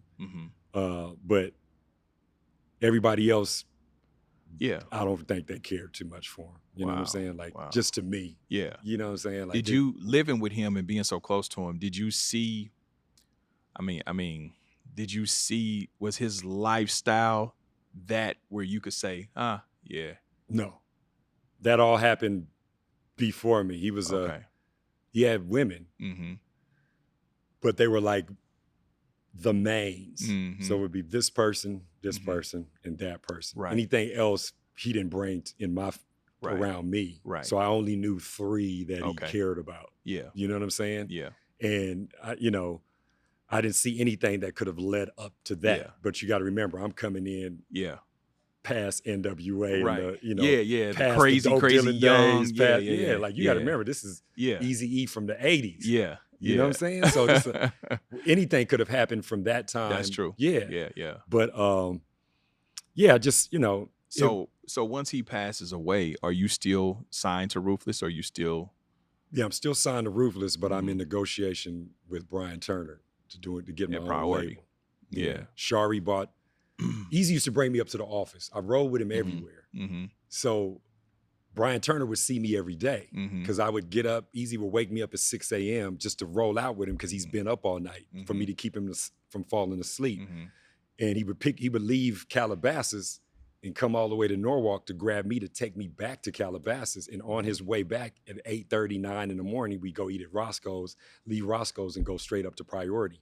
He would have meetings with Brian Turner that this is somebody that he didn't care too much about based on money situations with Ruthless and all. He was like, I mean, yeah. Anyway, I mean, things that I can't say. But, no, all good. You know what I'm saying? Yeah. But Brian Turner, the owner of Priority, signed me to a label deal after he passed away. Oh. So I had to give up my deal with Ruthless. Okay. In order to get out, in order for me to go. I had a choice to stay with Ruthless or leave. Okay. And I didn't know what was going to happen with Ruthless. Right. So here I got my own label deal. I knew nothing about that and the politics that went with that. Exactly. So Brian Turner just liked my beats, and I would just go in the office and play him new shit, and he'd be like, man, that's going to go platinum. And he signed me personally. No A&R man did it, none of that. Right. So I had to deal with the hate of industry bullshit. Yeah. You feel me? Like it wasn't about me being a dope producer. Right. It was about the other politics that went with it. Right. I had no buffer to protect me from that garbage. Yeah. So you didn't have Jerry. Jerry didn't kind of want to come in and. No, I didn't. I kind of left. I left all that. Jerry was battling, trying to get Ruthless, because Ruthless. Yes, you're right, because he was battling with Tamika. Yeah. Yeah. You know, and all of that I just didn't get involved in. I just skated because Brian Turner was offering me a deal. And so, you know, my girl Shari and her godfather, which is a big lawyer, they negotiated the deal for me over with Brian Turner. So I got a nice little chunk of change. And nice. You know. So you see all the fallout after Eazy dies, right? Tamika takes over. What were your thoughts on her taking over and what she, you know, do you think that she was capable? Was she? No. Okay. As far as like on the ill stuff, no. She cared about him. Like you got, like people don't, you know, from everybody to Tracy to all the baby mamas to everybody, like they had to understand something. This is somebody that I would see. I would be at the house for Thanksgiving. Tamika was his girl to me. So I was cool. I was close with her. Like I'm probably the only one that everybody, like when people see me, they see Eazy. Anybody that's on the label, like they know how close we was. They know that I was that dude over there. You feel me? And I was that dude at a young age with no guidance after he passed. So I made a lot of choices that probably weren't conducive to what I thought my path was going to be, but it led me to where I was going. Right. But you know, me and Tamika real cool. Okay. Like you feel like I produced. Do you feel like she did justice by Ruthless? Do you feel like she handled it, took it over? And business wise, on keeping it, like she's a businesswoman. So keeping publishing, keeping it afloat that way. Is she is she Eazy-E? No. Right. Now I have heard that she does do good in that part. In terms of administrating and the publishing and all of that, I heard that she do good on that because she used to work with Clarence Avant. Yeah, right. She's not a dummy. Right. She's a smart woman. Yeah. You feel me? I did hear and that. I think it's a lot of jealousies that everyone else might have that I can't get in between all of that weirdo shit. Right. Because I'm rhythm. I don't give a fuck about that. Yeah. You feel me? I'm the liaison to help all you motherfuckers out. But you too silly and too bitter to listen to me. Right. You feel me? From the kids to everybody. Wow. Fuck with me. Yeah. You feel me? It's like, stop it. Yeah. You need hit records. At the end of the day, that's what it's music. about. That's what it's about. Yeah. What the fuck are you doing? Nobody cares about all this other goofy shit. Yeah. Make hit records. Because nobody cares about who is this and who's big and who knew him. And you ain't heard a peep out of me, have you? Because it's the truth. I stand by these beats in my real hip hop legacy. I don't give two fucks about nothing else. You feel me? It's hit records. I don't care nothing about gangsta shit or none of that. I've been around some of the most killer gangsta shit on the planet. I know everybody from you name it as brothers. You feel me? Me and Terry Carter was like this. You dig? I ran Terry Carter's label on the production tip. I had a whole group of artists. You feel me? Before Terry Carter died, he tried to get back into the industry and make something different and positive. You know what I'm saying? So you got to look at it. Suge Knight, Terry Carter, Eazy-E. I mean, think about it. I've been through hell and back with all of these brothers, man. You know what I'm saying? And it's like, all I do is just be like, and go back in. Yeah. Go to because I have to stay on technology, bro. Right. I'd be whack if I let any of that determine my beats and my musical production and my musician skills. It takes a lot of sacrifice to just be dope, as opposed to worrying about who's gonna get shot and who's fucking who and all that shit is trash. All that bullshit. I'm into generational wealth. Right. You feel me? Do you know how old I am? Like, how old are you, bro? I'm 52. Damn. Okay. You don't look that old, bro. Because I don't give two fucks about a lot of stressful shit. Like when people come at me and be like, man, you know, such and such and such. Man, but how did the song come out? Oh, we didn't get out of here, man. Yeah. Because that's what matters. Right. It's the music. Right. What records are you putting out? Right. Fuck with me. I'm gonna lead you to like your dad. your dad had, like, you're fucking up. You're doing a lot of trash shit. I'm talking about a lot. I'm not saying no names. No, I know. I love them all. I know. Yeah, but they right. They doing like, nigga. Right. Come on, man. Yeah. Like, listen, we don't care about who your dad was fucking. Like, he was fucking a lot of motherfucking bitches. Like, stop it. Yeah. This Eazy-E. Yeah. You didn't get the label. Get the fuck over it. Go do something and make good records. Nobody gives two fucks about that. Make good records. Oh, I'm mad at you, Rhythm, because you just, why are you mad? Can we get in the studio and make some shit? Yeah. Like, this straight goofiness. I'm an intellect. Yeah. I'm not goofy on some bullshit. You feel me? I'm about making prosperous moves and making money. I can lead you to the water, but I can't make you drink it. You know what I'm saying? If people, to be honest with you, people be very egotistical and living in the past. I don't live in the past. That's why you don't know of who I am. Right.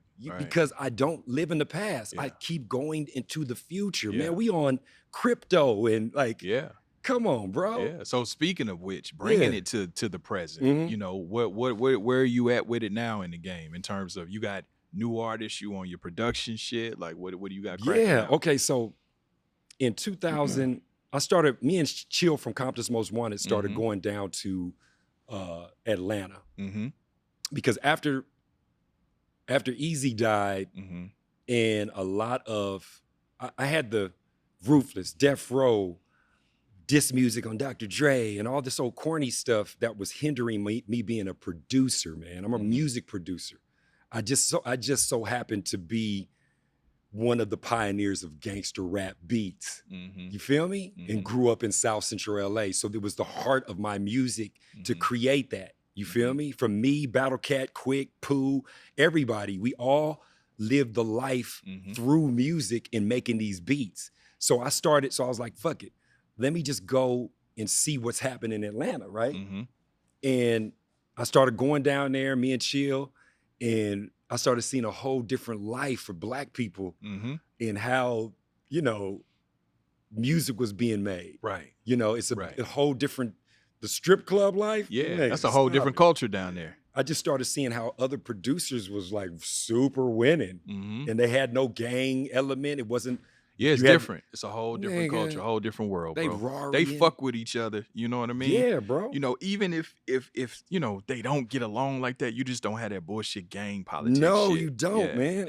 And because I'm from this hood and now I gotta go holler at this nigga over here to get a beat placed over here. Like, nigga, fuck all of that. Nigga, I was with Eazy-E. What the fuck I need you for? Right. You feel me? Right. I'm going to do me. Right. Intellect and logic over emotion. Absolutely. It's very emotional and it doesn't lead to anything but death. You sound like me, bro. I tell people all the time, you have to keep your logic cap on.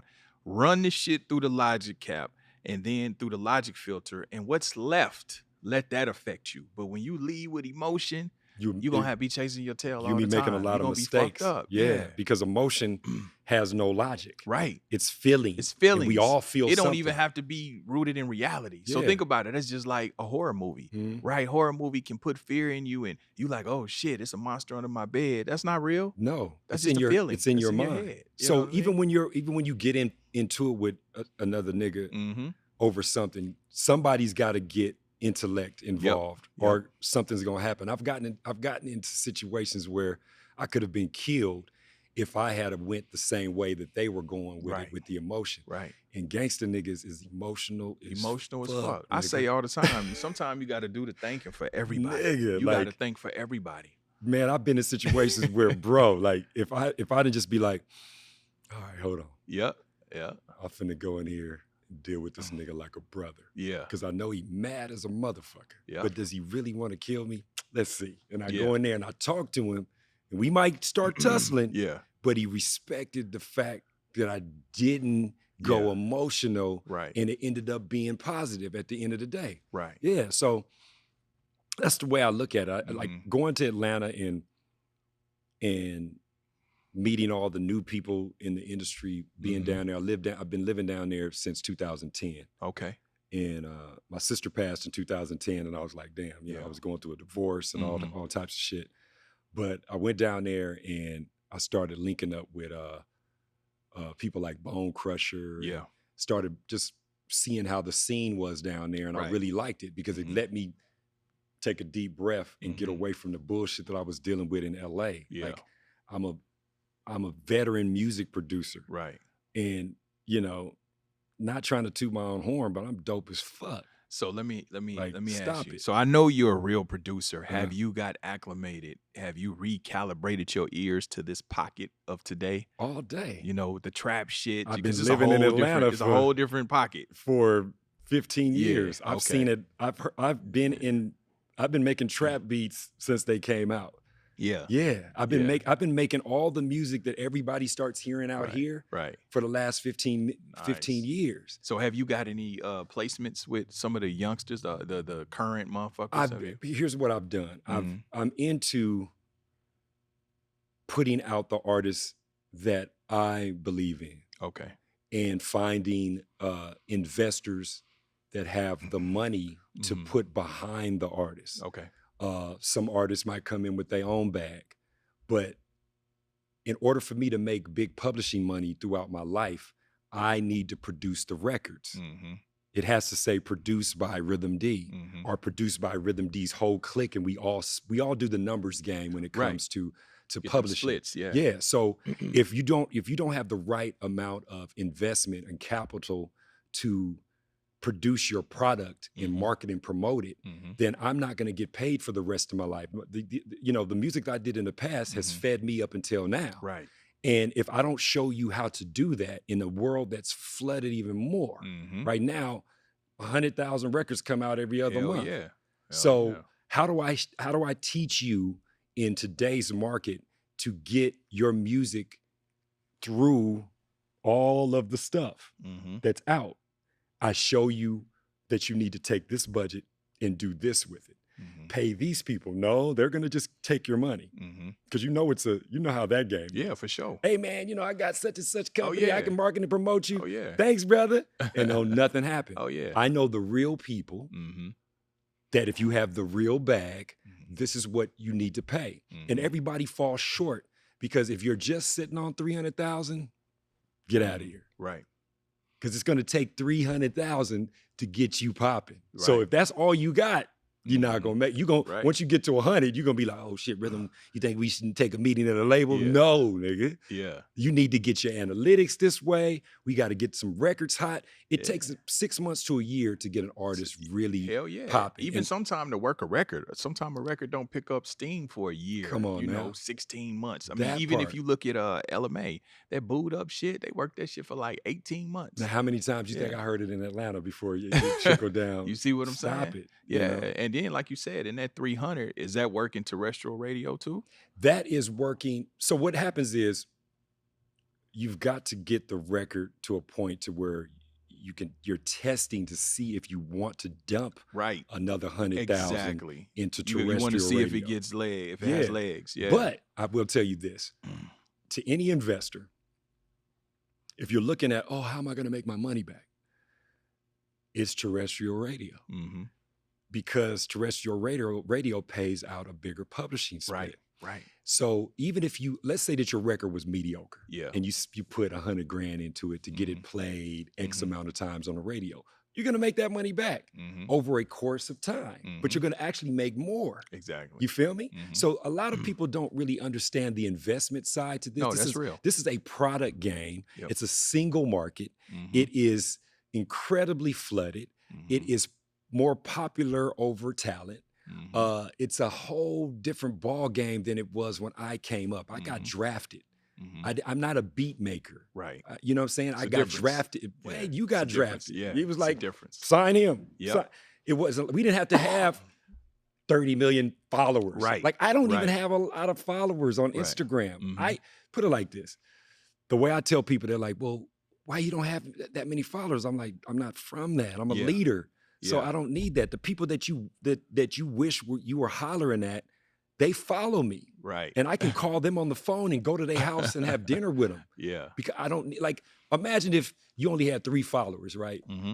Bill Gates, Oprah Winfrey, and Elon Musk. Who gives a fuck about everybody else? Real shit. And you're communicating with these people. Yeah. I'm just saying on a higher level. Yeah. It's not how many people are following you. It's who's following you. Who's following But you. to a label, it's how many people are following Exactly. you. So now we got all the bots. We got And all the that's what I was fake about stuff. to say. The thing about it is it's a difference. I say this all the time. It's a difference between followers and a fan base.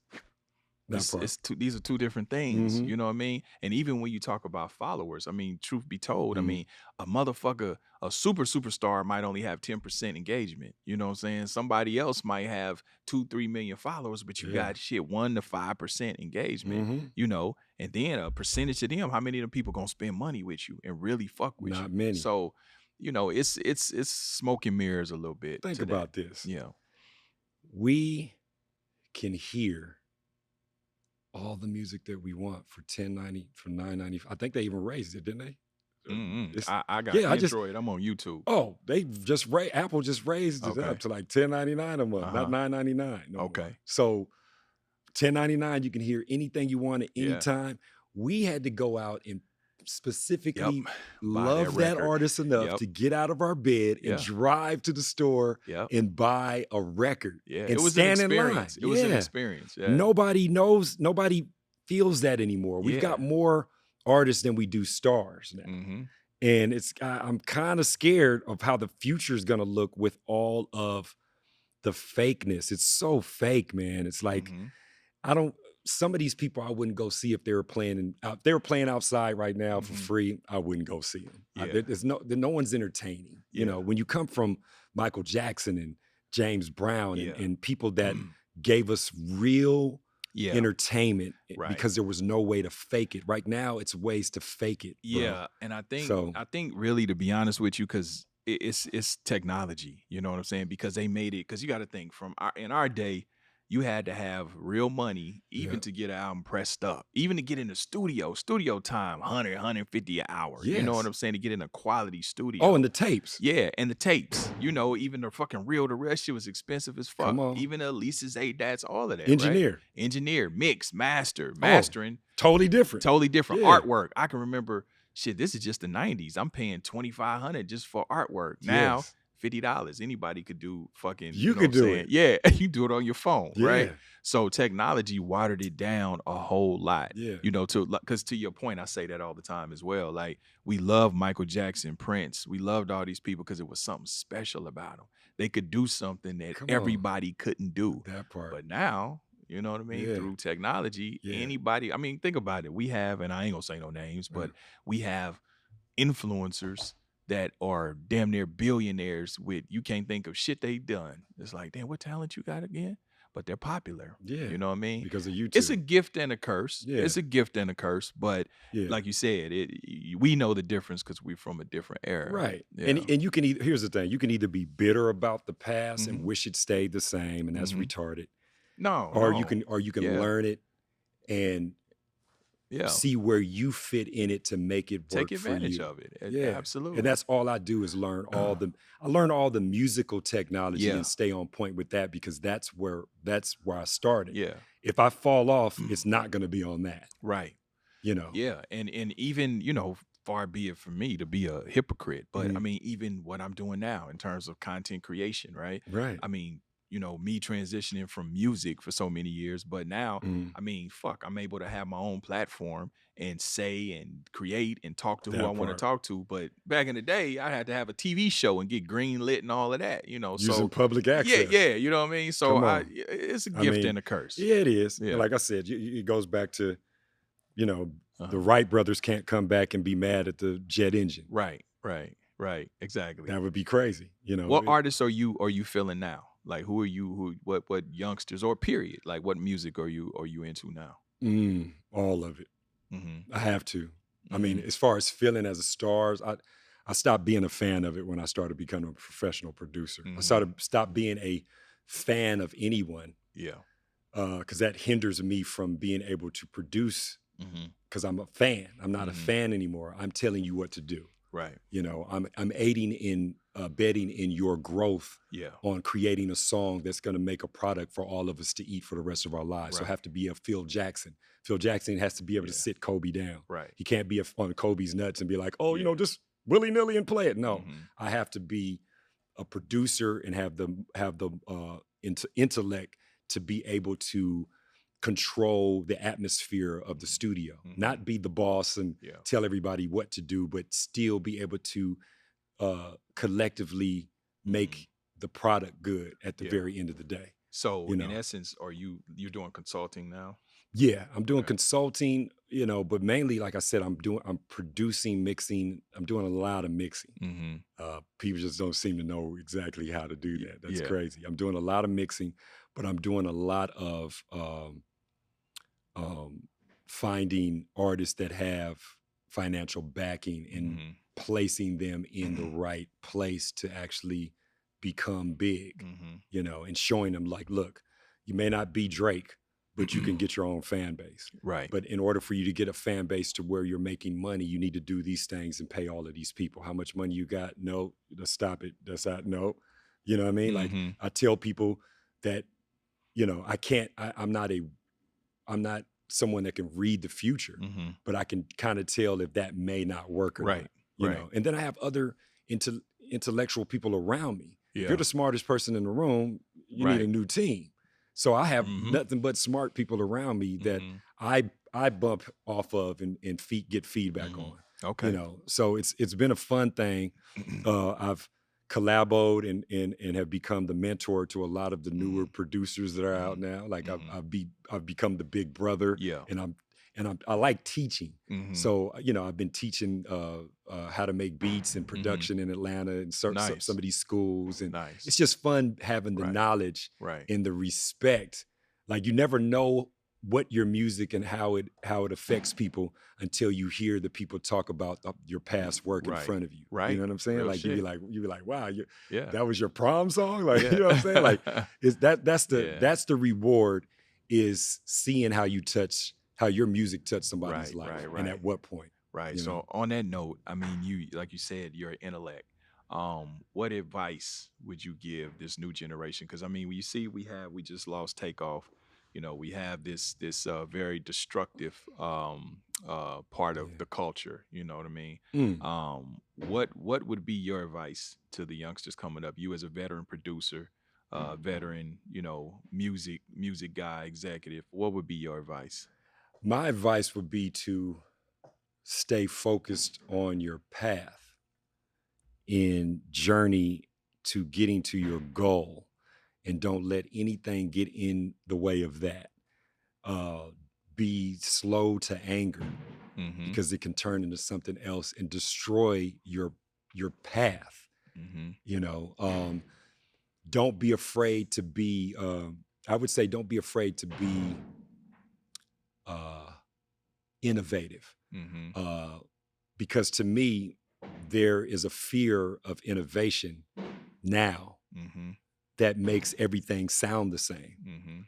And when I look at all the programs and DAWs and different technologies that's out there, everything says sound like this. You want to sound like Drake. I have plugins that make you sound like T-Pain. YouTube. Yeah, I didn't have that. I didn't have those influences to, I knew I couldn't sound like Quincy Jones. Right. So I ended up sounding like Rhythm D. I didn't have, I went off of this because the universal brain, the reason why you have the things that you enjoy is because they were a thought that came into someone's head. And that's why we enjoy all of the things that we have and the innovations and the microphones and everything. So how do you know that your thought that came to your head isn't the next shit? Right. If someone is there, if you get on your phone, it could sway you away from the thought process that came to your mind to be the next shit. You can I could get on the phone and hear 30,000 beats and be like, maybe I should do that. Right. Right. I never had that. Yeah. That's what kept me making. Yeah. And to this day, I don't listen to that shit. Right. I go in and listen to the thoughts that come in my head to be innovative. I'm looking for the perfect beat. I don't care what's out there. I can create it all and have fun with it and make the best shit I can make possible in every genre: trap, R&B, jazz, snap, crackle, pop, whatever it might be. I've learned to master all of that. I'm an introvert. You rarely see me out. You only if I'm out, it's only with the people that I love. But I'm very into my craft. I don't care about anything else but my family and being the dopest motherfucker on the planet. Yeah. And I'm people, the world will know someday. Yeah. You know, Yeah. maybe No, real talk. you know what I'm saying? Like that's all I focus I on. mean, you know, well, listen, you're concentrating on what counts. You know what I'm saying? Which is your art. You know what I mean? So that'll be here long after you. Yeah, that's funny you said that. It's an art to me. It isn't about making beats and clout and all the goofy stuff that I see. That's what hurts, is seeing where it's gone. Right. I'm happy about the technology, but it's become extremely corny when it comes to the art form. Right. You feel me? That's what I'm saying. But this is the thing, like I always say, bro, you know, you're right. You know, we're in a watered down version. Man. Everything is microwavable, Jesus. you know, but this the thing about it. Like I learned in life at this age, I'm a little bit younger than you. I'm 46. So it's one of those things where people don't remember, like you say, I remember Eazy, right? But we don't remember the money, we don't remember the jewelry and all of that, but people remember how you made them feel. That part. So that's your legacy. So think about it. You know what I mean? Like I'll be, if I make it to 70, 75 years old, I'll still be in the gym, you know what I'm saying, working out to real Compton City G's. It's so many people that have remade that song. Bruh. You know what I'm saying? You know, and done renditions of it and, you know, little tidbits. So, you know, that's the shit that counts, and that's your legacy right there. So you've definitely made your mark, you know, in this culture and on this earth, bro. So that's the shit that counts, man. That's what it means to me. Yeah. You know, my joy comes from people reacting to what I create, and that's never left me. I feel like a mad scientist. If I make something, everybody dancing, I'll be like, yeah, you like that, huh? That's where my joy comes. I never did this for the money. I'm into the art of hip hop and making hip hop beats, and I'll always be into it till I die. Nah, so man, one last question, bro. I just want to get your take, man. What is your thought just on, you know, everything going on with Kanye, with Kyrie, just the whole state of, I'm not even gonna say just the culture, but just where we at as a country, you know what I mean? Just as a people right now. You say, oh, I don't want to say the wrong thing. But. I mean, you know, it's like this, bro. Like, you know, that's a tough one, because I have a lot of Jewish people in my world, and I have a lot of my own people in my world. It's insanity on the human side, but you know, I've gone to prior to Kanye's what he's been dealing with, before he said what he said and all of that.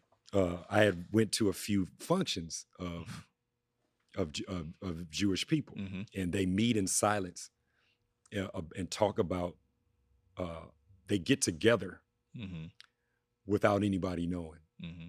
And one of the main things in this particular meeting was about anti-Semitism. And they weren't fucking around when it came to how they're gonna police it. You say anything out of context, you do, if it even a little smidget of it comes up, we're going after you. You feel me? And then that's what happened with what he's dealing with in it. I don't really know actually how to answer that one, because it's something that's been going on for since me and you were babies. Right. And I think it becomes more of a human thing than a race and religious thing. I think humans have to realize that we're humans, and there's nothing that we can do about what kind of human we are. If you look at, there's birds, there's dogs, there's cats. You don't see them beefing but we're all birds, right? So we're all humans. We're gonna be Japanese, Chinese, Mexican, whatever, because there's so many different kinds, but we're all humans. And so the humane thing is what bothers me. Not all the pettiness of who's first and who's original. And we all know that we're lacking in who really knows the facts on all of this. And there are people that do know the facts on everything, from where we're from and who's really the Semitic Jews and the religious Jews and the real blacks and the you know what I mean. It's so much that it can become confusing. Is there a right way to answer this? I'm not sure. Right. You know what I'm saying? Like I don't. Sometimes just peeling back the layers, having the conversation causes a problem. That part, like I don't know. Like, am I going to say something to piss you off? Because I'm going to another one of the meetings, and everybody there is cool. I don't care if you're Jewish. I don't care. Like, are we going? Can we make some money together? Or, you know what I'm saying? Can it be fair? Because I can do that with my brother, and it not work out. You feel me? You know, it's like, it's how you say it. I always say that is modulation of intonation. Yeah, it's how you say things and how you handle it. If you know something, I think if we as a people were really close in knowing what to do with moving in silence, we would be a lot more powerful because we are everything. And like no one can shut you down when you're close. And there's no animosities. We have a lot of animosities and we feel a lot of ways emotionally. We're scarred. It's like I say it on a few other episodes. It's that Willie Lynch shit. Is it? Yeah. It's that. Think about it, because I don't know how much of it you've had to battle, but even myself, think about it. We have this natural disdain and distrust and this thing with each other where you know, it's kind of like, nigga, what do you know what I'm saying? And we deal with each other heavy-handedly. That's how we look at each other. That look that you did? Yeah. That's how we see each other on the street, like. Yeah. We have to, but that's why I say with accountability, we have to do our work sometime individually, you know, to be able to come together collectively. You know what I'm saying? Because I've had to do it. I know, like, I'm far from a hypocrite, bro. And I tell people, like, I'm transparent. So when I talk about accountability, I got to do my part too. And I've had to do it. Like I said, I just made an example yesterday when I threw him under the bus. This is my brother. This is my brother. You know what I'm saying? But if you two are out, you know, if I don't know you and I don't know him, he could say something to me, and I might just be like, man, square ass nigga, right? And not even pay no. But you say it, what you talking about, bitch ass nigga? That part. You know what I'm saying? What you trying to do? That you know? part. And it's like, hold up, what is that? Why am I? Money changes things, you know what too. I mean? Yeah, but money, but sometimes my experience with us, and I don't want to be hypercritical of us. I just want us to do better. And I want us to progress. You know what I'm saying? But so I say it in love. My critique is in love. It ain't on no Bill Cosby shit. But like, for instance, like you said, with money, sometimes us as black folks, when we get resource and we get money, we don't want to share the information. We want to be the only one with it. You know, not all of us, you know, and I'm not even going to isolate it just to black people, but I'm just going from my lived experience, right? That's why I try to go out of my way to share the information and the resource. You know why we do that? Because we have a lot of animosity on the journey that took us there to get that money. So we're like, are you understand what I'm saying? Like, I did this, I did that, I did this all by myself. You think I'm just going to hand it over to you? We have that bad. That's true. Where I've seen all other races be like, I got this. Let me give it to you. We don't do that. See, that's the only thing that we don't do. That's the Jewish life hack. You Bro, know, it's the fact that they make sure, they say when one Jew makes money, 4 other ones make money. You know what I mean? Whether we like him or not. It ain't about like, Here's right? The thing. Here's the thing, man. Whether we think he's cool, he dresses right, has a gang of bitches, is the most popular, you Jewish? Yep, here you go. Let's do it. We not like that. Nah. Like, I don't like him. He ain't getting nothing, but you cool, right?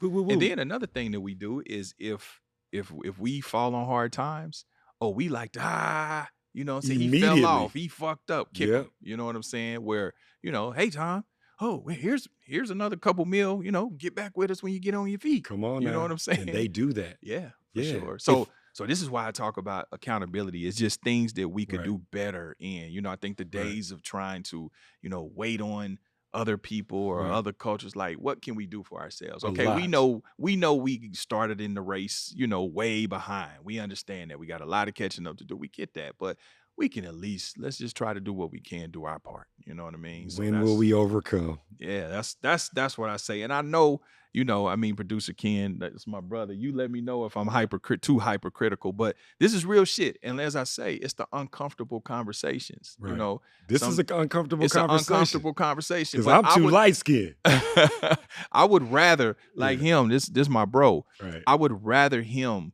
pull me to the side and say, bro, you in here with these important people and you trying to network, but my nigga, your breath stink. I'm gonna need you to chew this gum. You know what I'm saying? I would rather him have that uncomfortable conversation with me to get it right, opposed to just coddling me. You know, like, I don't want to offend him. No. And then I don't get nothing done because I'm in here and he's like, man, how he talking about $1 million and he can't brush his teeth? Going back to the humanity of it, which he was hitting on earlier, I think that he's right. You're right. He's right. I think that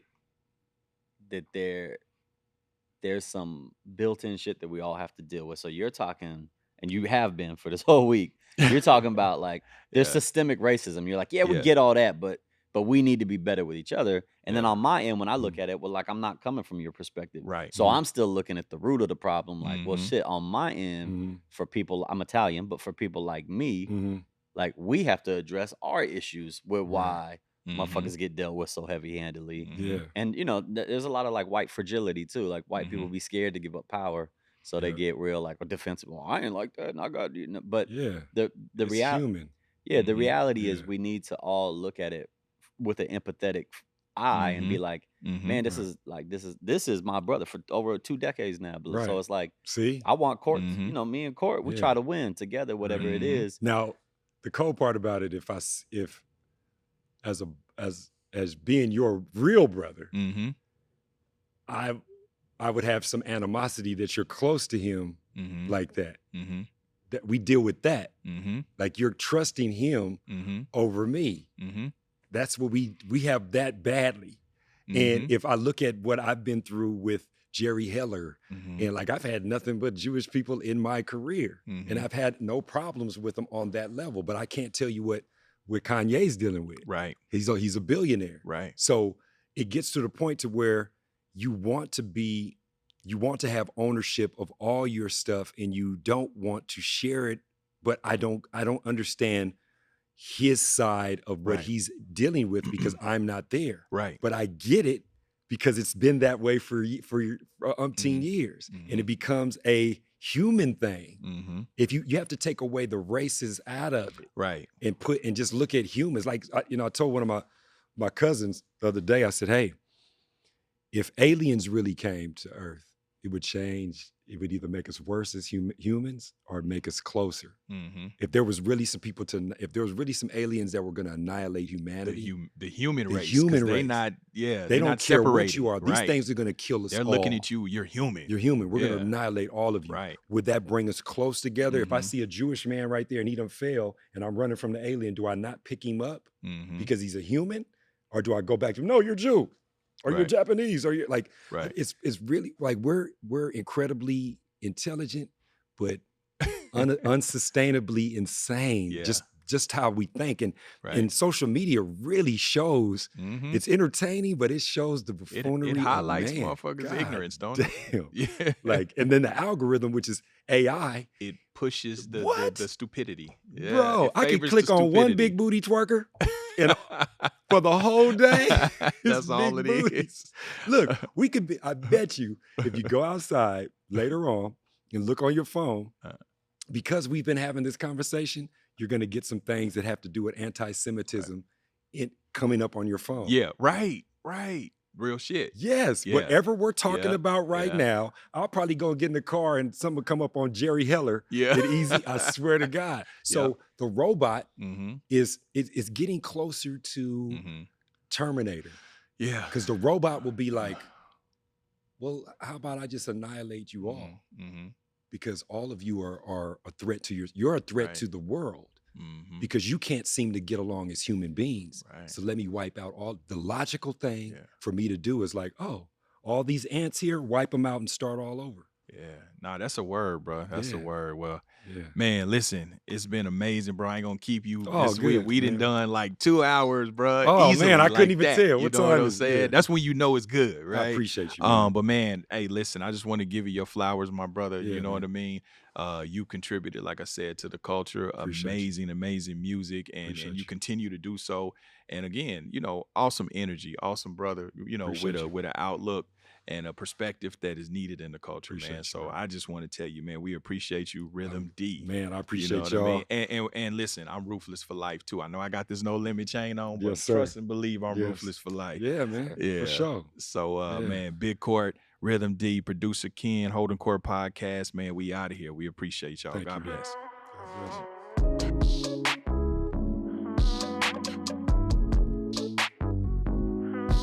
I'm holding court, it's standing trial. Why ain't I see you round back when I was down? Karma's on the way. What goes around comes around, karma's on the way. There's nothing you could do now, you gotta pay.